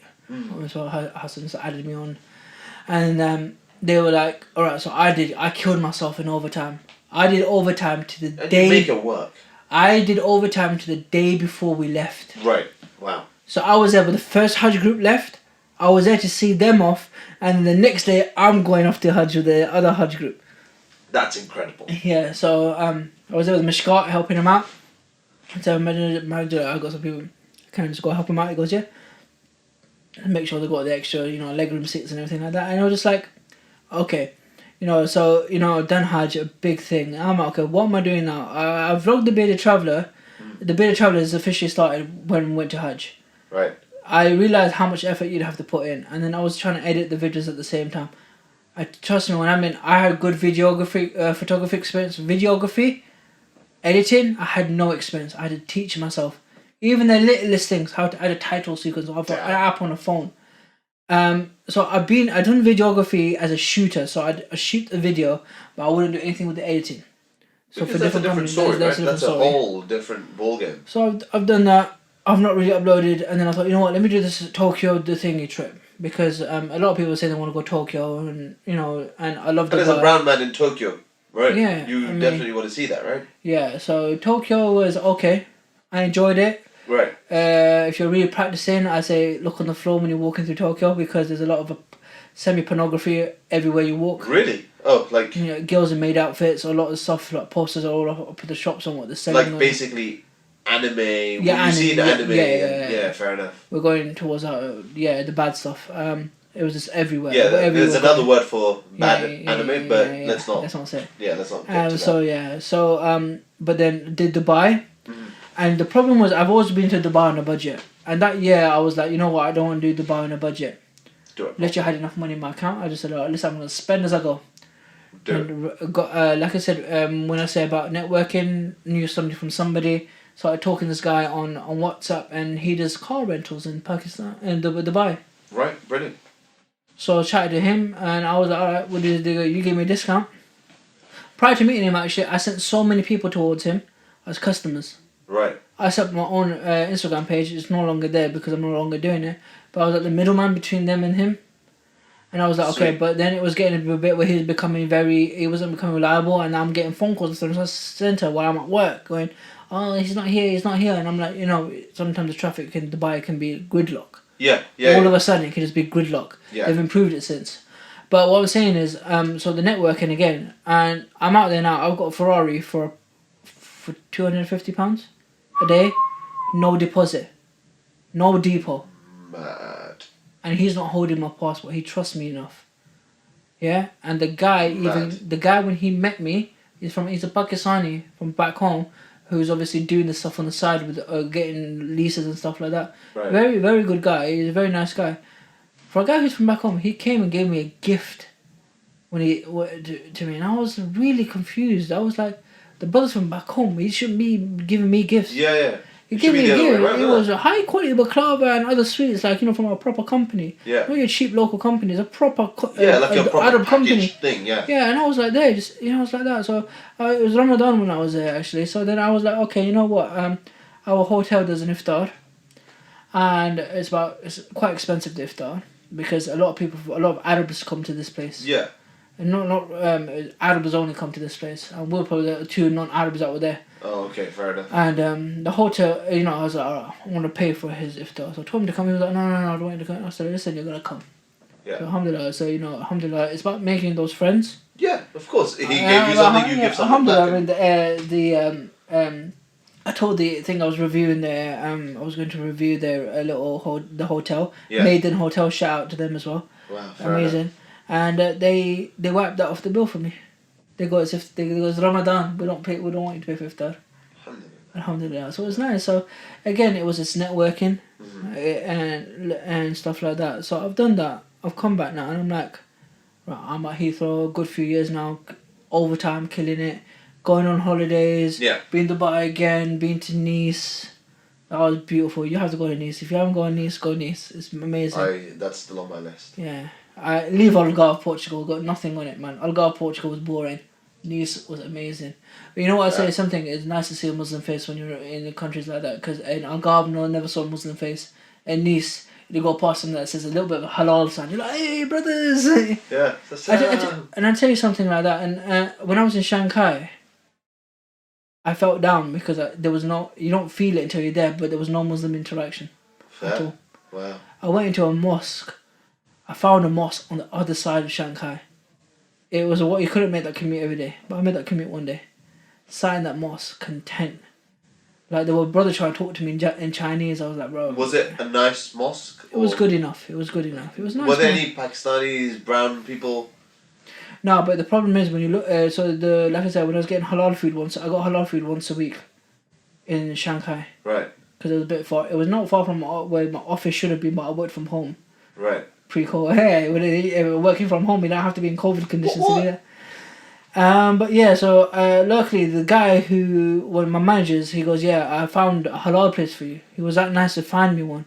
He goes, these guys are from Western China. Right. Shares a border.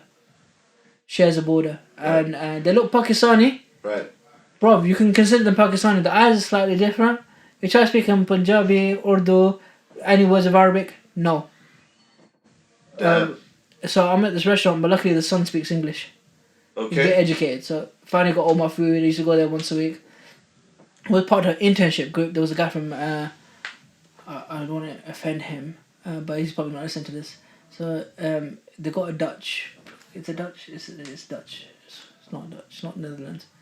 It's Denmark. Denmark. Okay, Danish. Danish. Yeah, it's Danish.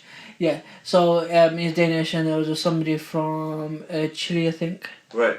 So it a bunch of people would all go out and stuff like that. We'd go out to eat and stuff like that. We'd go to our halal place as well. I remember he used to drink more alcohol than water. There was always a beer can. The Danish guy. Yeah, the Danish guy. Anyway, he knocks on my door at 7:00 in the morning after being pissed all night. He goes, "I want to go get a kebab," and I'm like, "What? The halal place?" He goes, "Yeah, bro. They don't open till about 4 p.m. Go back to bed." Or about 4 p.m. Yeah, but anyway, so back to obviously now.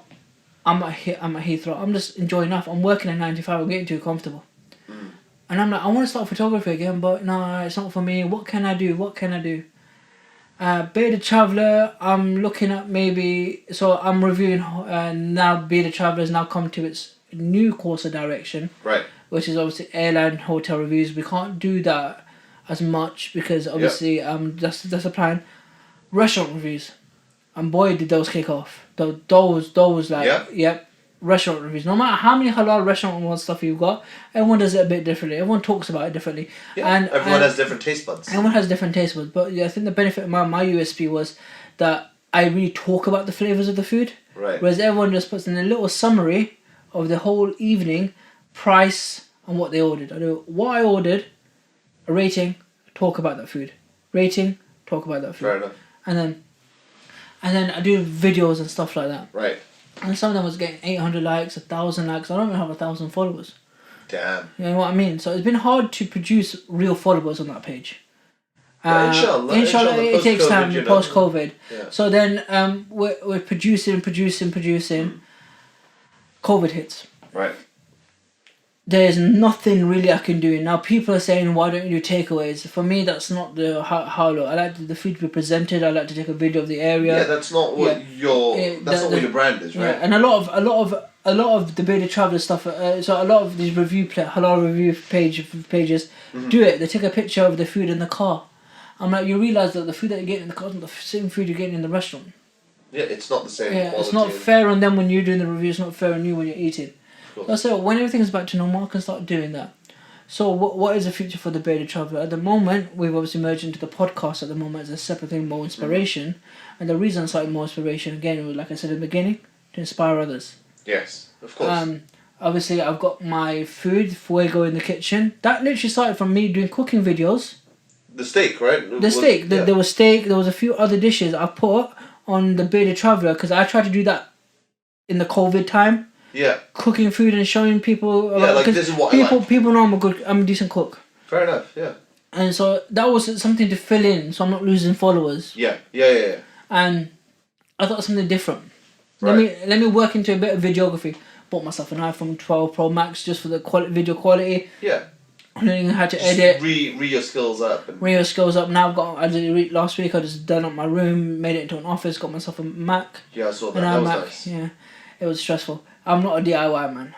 Fair enough. I'd rather just pay someone to just do it for me. And so obviously a couple of weeks ago I've resigned from Heathrow Airport. Right. So at the moment I've not got any stable income coming. However, get the food orders out. And the last thing for my stable income is what I'm thinking about now. Like I said, I'm not thinking about it. It's in the process of my own digital marketing company. We will handle any business's social media from creating content, engagement, because engagement is a big thing now. So when we talk about followers, we talk about likes. that doesn't mean anything anymore. No, of course. Saving the post, sharing the post, engaging with the online polls and your stories, and the reels. They're really specified on reels as well. Right. And hitting the reels is very, unless you're a girl, reels ain't gonna hit. Yeah. All these girls doing the TikTok videos and stuff equivalents on reels. That's gaining traction. Any good-looking female will gain traction on reels. Yes, of course. If your genuine business is slightly harder, I see businesses struggling, and it's just algorithm. I remember one day I posted one of my things. It got over 1,000 views. Right. On the reels. Everything else is averaging at 370 or something like that every reel. Damn. Yeah. Fair But enough. one hit 1,000. I got notifications that your reels hit over 1,000 views. I was like, in about an hour, I'm like, huh? What just happened? What just happened? It just hit the algorithm correctly. Fair enough. Unfortunately, Instagram algorithm changes every few months, so you just don't know So what's going to work. Yeah, exactly. We will create your posters, flyers, website designs. The problem is that if I can't do it, I have a group of people now I can outsource the work to, who I've seen the portfolio, and we need to. If you want to see the portfolio, I'm now trying to build a kind of platform where they have all the portfolios, Right. and you can choose from whoever you want. That's the second phase of the business. The first phase is just getting it started at the moment. Sure. I've already got clientele asking me to do little videos for them. Right. But bear in mind, the quality you pay for what you get. Absolutely. And this is what the reason is. I am a believer in small profit margin, high Quantity, right? high quantity. Yeah. I'm not big profit margin because it's a risky game we're playing then, right? Yeah, I mean, and if you're lucky to get a client that's willing to pay a certain amount, that's your high profit margin. Then you can always add value to something. Yes. You do a standard package. What else do you want to do? All right, this one's gonna be slightly more expensive. Add that. And I'm, at the end of the day, I'm at the point where podcast. If there's anyone that's in media, in sixth form or high school, that hasn't had the experience because of COVID and work experience. Again, like I say, you can come over to More Inspiration. We'll give you that experience. Yeah. You can build your portfolio that way, right? Yeah, you can build your portfolio that way as well. What you've edited, how you've edited. I'll talk to you about sound, lighting, the lighting setups that we got in here. I've got at home as well. Of course. Again, I'm gonna get back into photography and videography, but that's part of the whole thing, marketing. right? Yeah, so exactly. I'm toning up my skills. As you see on the Beta Traveler, you see little pictures of me testing out the cameras and stuff like that, and little photos.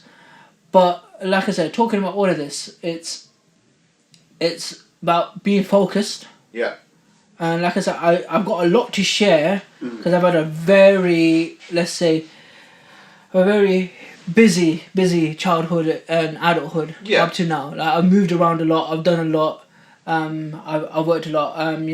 And it's been a bit of a mess, and I've got a lot to share about it. However, the whole point of this podcast, and I say that is, what are you guys looking for me? And what I am saying is, don't be afraid to start something up. You don't need £1 million. Let me tell you, this before you go in the kitchen, £200 investment started off with. Right? It's not that much. The camera equipment was a bit more, it was about £3,000. However, there's other ways to go about it. You can hire equipment.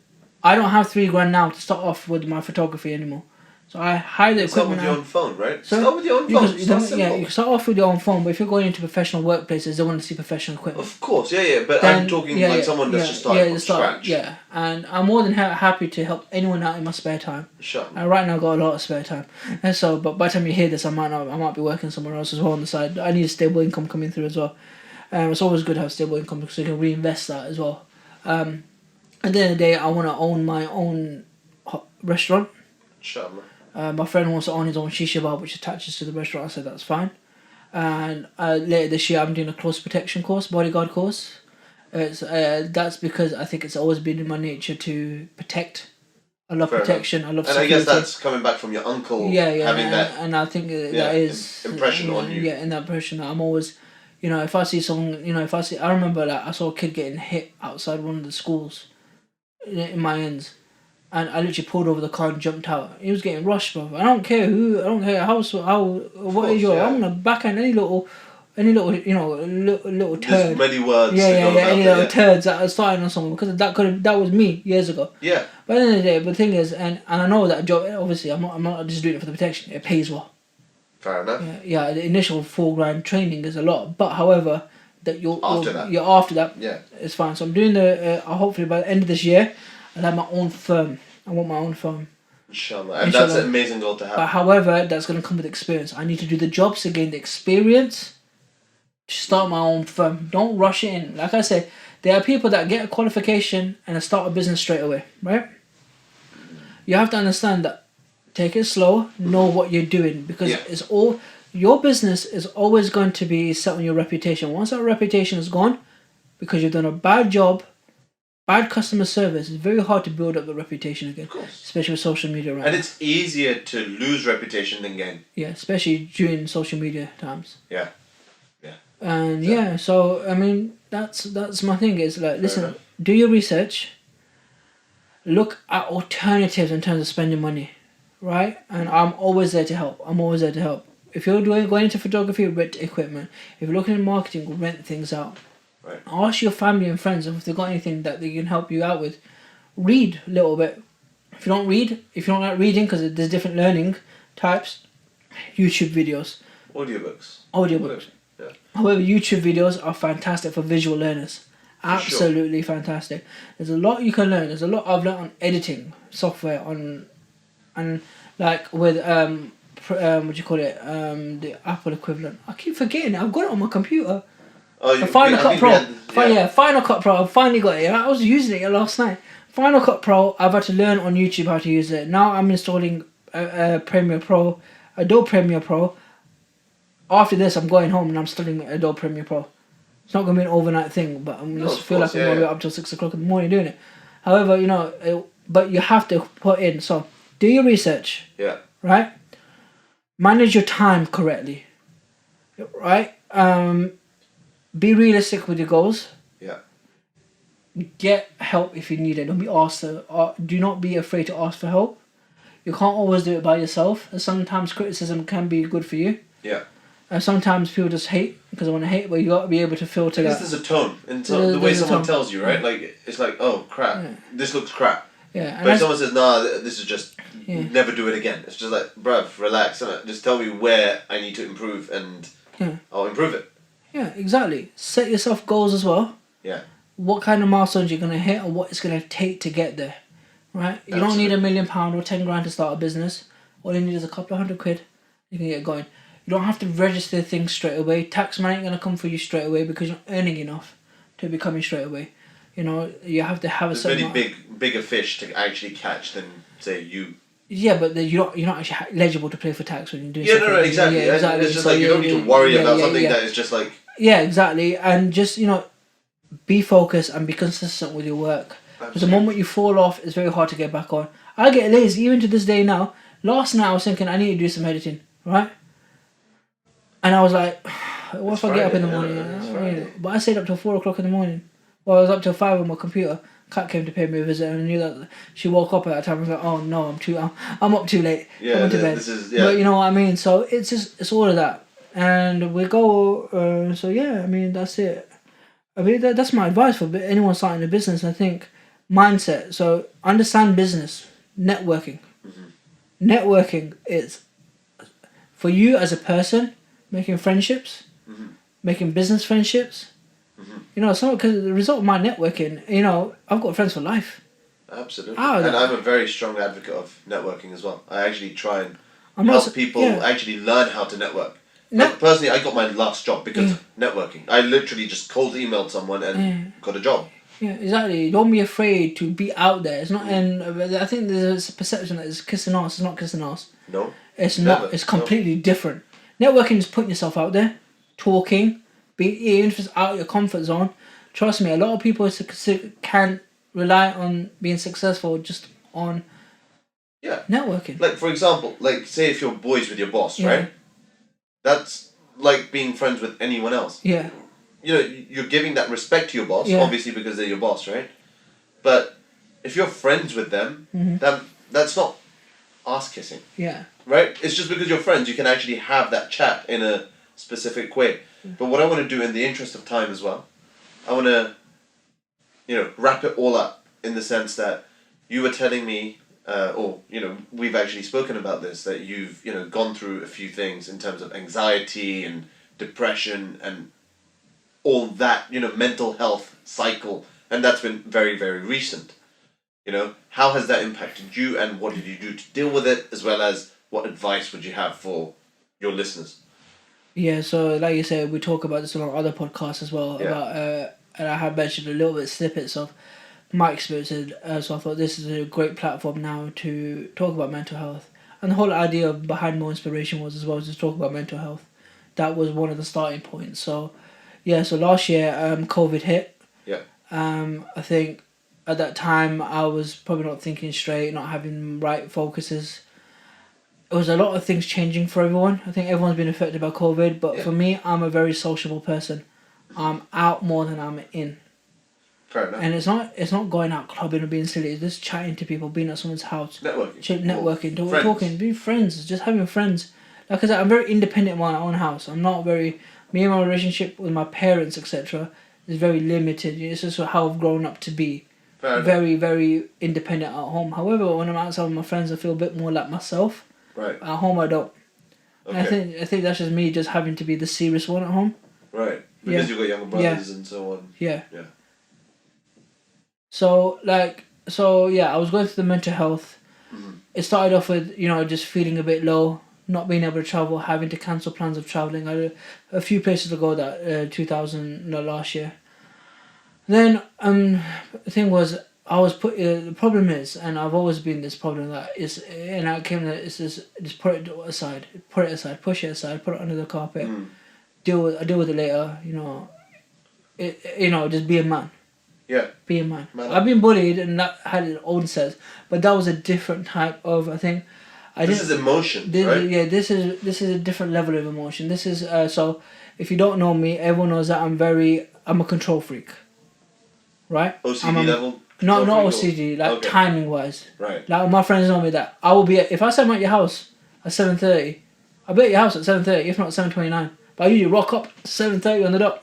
So. Yeah, and like when I was going out with my friends last year, some of them kind of realised that I am a control freak. Be there at the time because I understand that if I've said to somebody, if we're going to a restaurant and I get a 7:30 reservation, if I'm being late to that reservation, that's an impact on my character.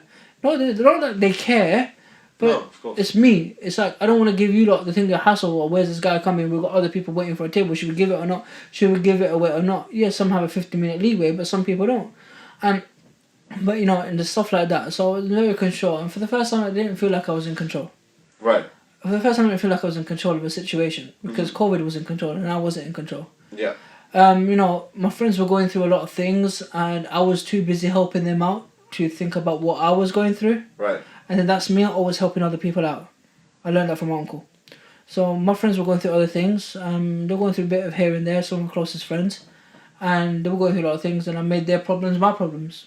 Right. And I tried to resolve those problems, and and I think I wasn't looking at myself. I started feeling low, feeling a bit thing. Then all of a sudden, panic attacks.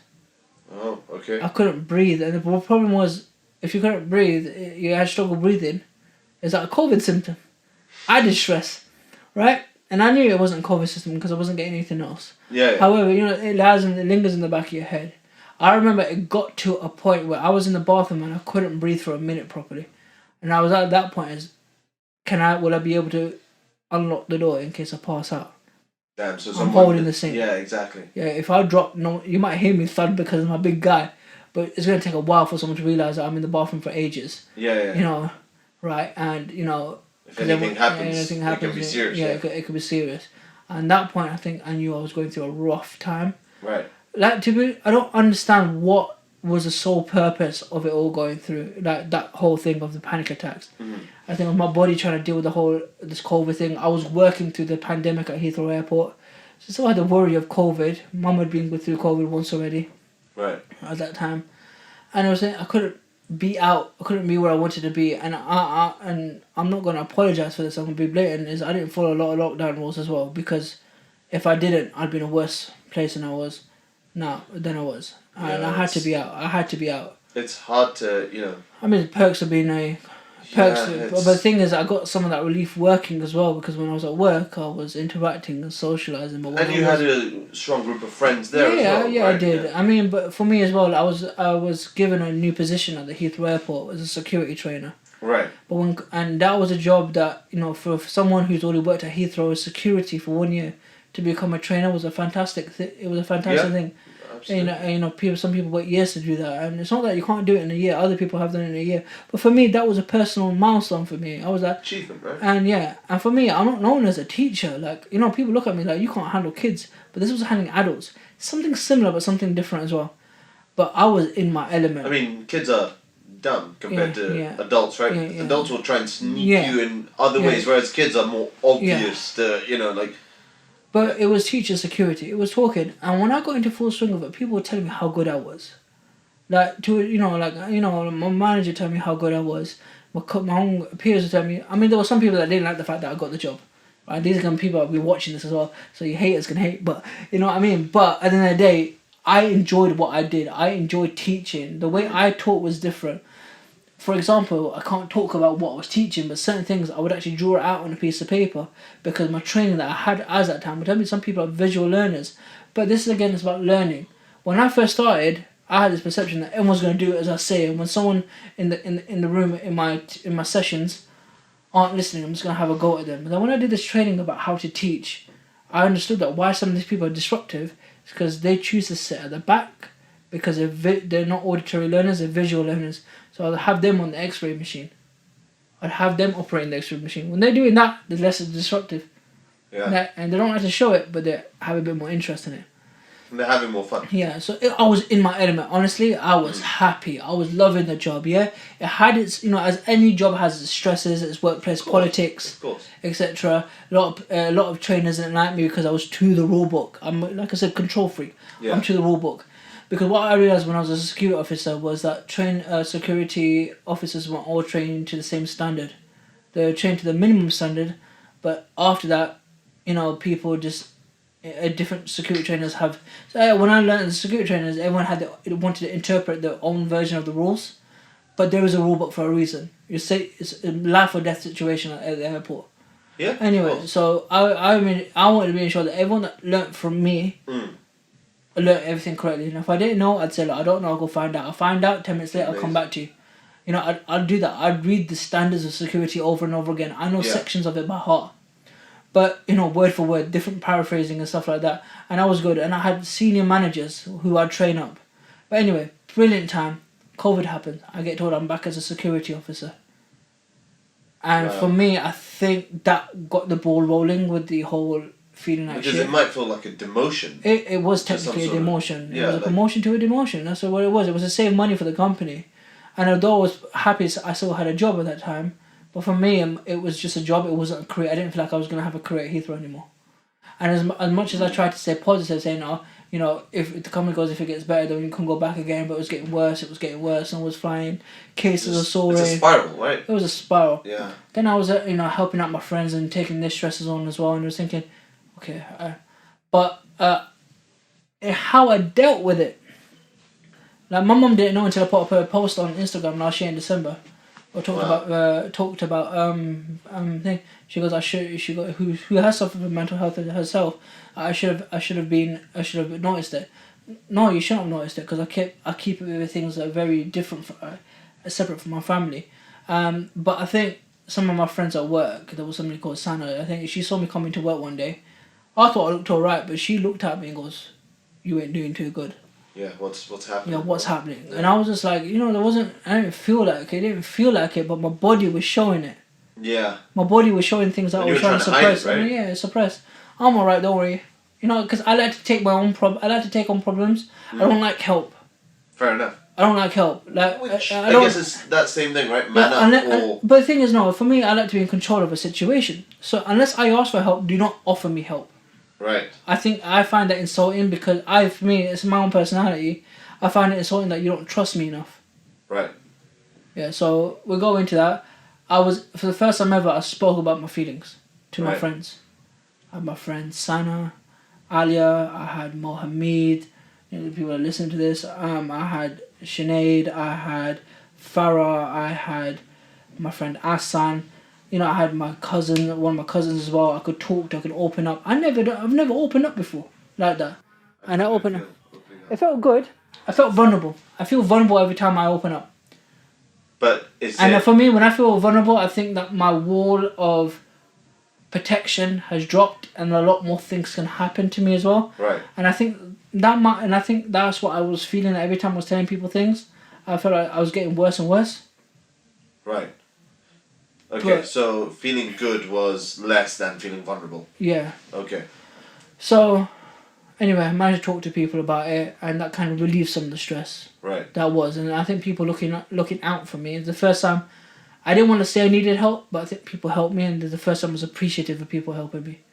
Okay. I think Rather than asking for the help, people were actually doing it. Helping me. Okay, they were actively doing stuff. Yeah, and I think and then I had COVID, and I think when I had that time away from work as well, I think work itself was a toxic place as well, where I work, because it feels like I work with children, some of my colleagues. Yeah. Shout out to you, Heathrow, a lot. But yes, but you know what? It was a combination. It was a cocktail of things that I didn't need, and it was a situation I can wholeheartedly put in the fact that I didn't feel in control. I'm a control freak. The only bit of chaos is in my room. Like my room can be a mess, but that's that balance in life where everything else is all controlled. The room is a mess. But how do you feel now? Like, I'm a lot better. I think that the fact that when I left Heathrow, it wasn't the best time for the first couple of weeks, but now the fact that I've left, I feel a lot better. Like a weight off has lifted off my chest. That I feel like I'm a bit more independent now with what I'm doing. Yes, I'm going to look for work that's going to provide me like a monthly income. However, I feel like it was the right time to leave Heathrow. I always said to myself as well that after 5 years I might leave Heathrow. So it was almost 5 years. So it kind of worked. Yeah, things play out in a weird way, right? At the end of the day, like, as much as you say you are the controller, we have to put our faith back to Allah, right? Allah is the ultimate controller. He is the best of planners. So, so if we this have is that faith in him, then... Yeah, I think, to be honest, because of the fact that I overthink and and everything like that, this is the first time where I've just said, I put my faith in Allah. He will do what's best. Yeah. I think religion in itself has helped, but where I don't say where it didn't help, but where I needed extra help. And I want to say something now, and I'm going to be completely honest as well, is that I felt that my deen last year dropped. My iman and my faith dropped to a substandard level. Right. And Are we talking first year uni level or below that? Or I think first year uni level. Okay, right. And the thing is, I don't have an excuse because I have knowledge as well. And for me, I think that might be one of the reasons as well I went through everything. Do you think of it as a punishment or more like you were starting to hate yourself because your iman was dropping, but because you knew knowledge? I think there's always God punishes in this life and the after as well. Of course. But he doesn't push you to a point where you can't deal with it. Yes. Yeah, he only pushes you to the limit that you can deal with. Yes. But I think it was the guilt, but also the fact that I didn't have that thinking in the back of my head that God's gonna help me. God's gonna help me through this. What does Islam say? Get through it. I wasn't thinking about God. I wasn't remembering Him as such. Right. And I think for that, and I think my salah was coming off a bit and stuff like that. And even since I've left Heathrow, I just feel like I'm getting closer again. I think. Alhamdulillah. I've got the right time. Ramadan being around the corner as well. Yeah. And I think I just need an iman booster. I never had it. I never felt the iman booster last Ramadan. It just didn't feel like Ramadan. It was the first year it didn't feel like Ramadan to me. Not because it was COVID, because I didn't feel like I was connecting with the religion and God. For me, it was like not being able to go Tarawih. Like, just not being able to go to the masjid and do masjidi things. Like just meeting the usual people that you would meet on a day, on a regular basis. Yeah, so I mean, that's how I dealt with it. I spoke out. Alhamdulillah, I spoke up. I felt good speaking up on Instagram as well, because once I spoke up on Instagram, I got over 100 messages on Instagram. People telling me the stories, right? And all being guys. Wow.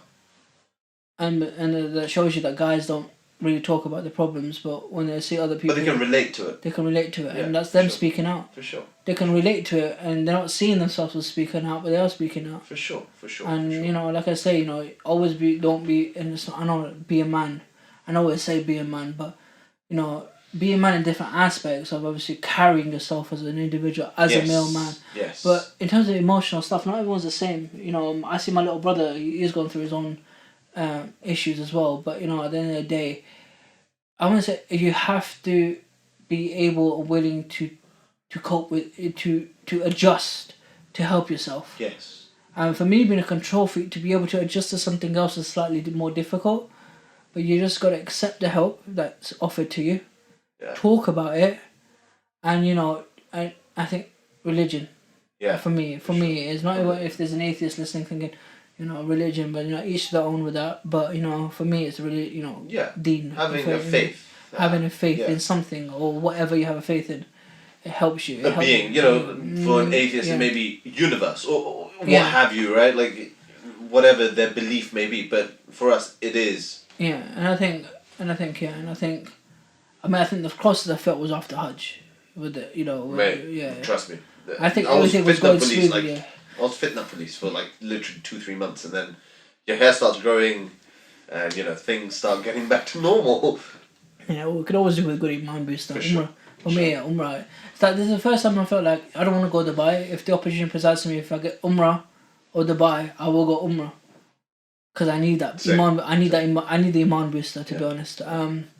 But yeah, shout out, maybe Dubai as well this year. But we'll see what happens. Affordability and stuff like that. But everything, I've got all this going on. But again, sacrifice. Business requires sacrifice. Success requires sacrifice. Yes. It requires time, patience, sacrifice, and attention to detail. Health as well. Health requires sacrifice as well. Yeah. Sleeping early, sleeping on time, and waking up on time. And it depends what kind of work you're doing. See, if I'm just doing... trying to get 8 hours of sleep, but you'd rather sleep 6. So sleep, get your health... Whatever time you're sleeping, sleep, but get enough sleep. Yeah, getting enough sleep, it requires a sacrifice. Drink enough water. Of course. Also, Yeah. But yeah, I think... amazing. Yeah, so that's it. That's me. That's Mohammed Qasim Ashraf. Yeah. So what is it? MQA, yeah. Photography, Mohammed Qasim, that's where MQA come from. Yeah. But I like to say... I was trying to dissect your name, I was just like all over the place. But I see myself, alhamdulillah, successful from being the kid in year 3 to year 7 who cried, who was bullied, who didn't have much to think about, and then to someone who went through high school, got a bit of confidence as well, but didn't have the help or the education or the necessary skills to become successful. Sure, yeah. And then having to self-teach myself as well, and then seeing others as well, and then eventually learning from mistakes, and just repeat until you get things right.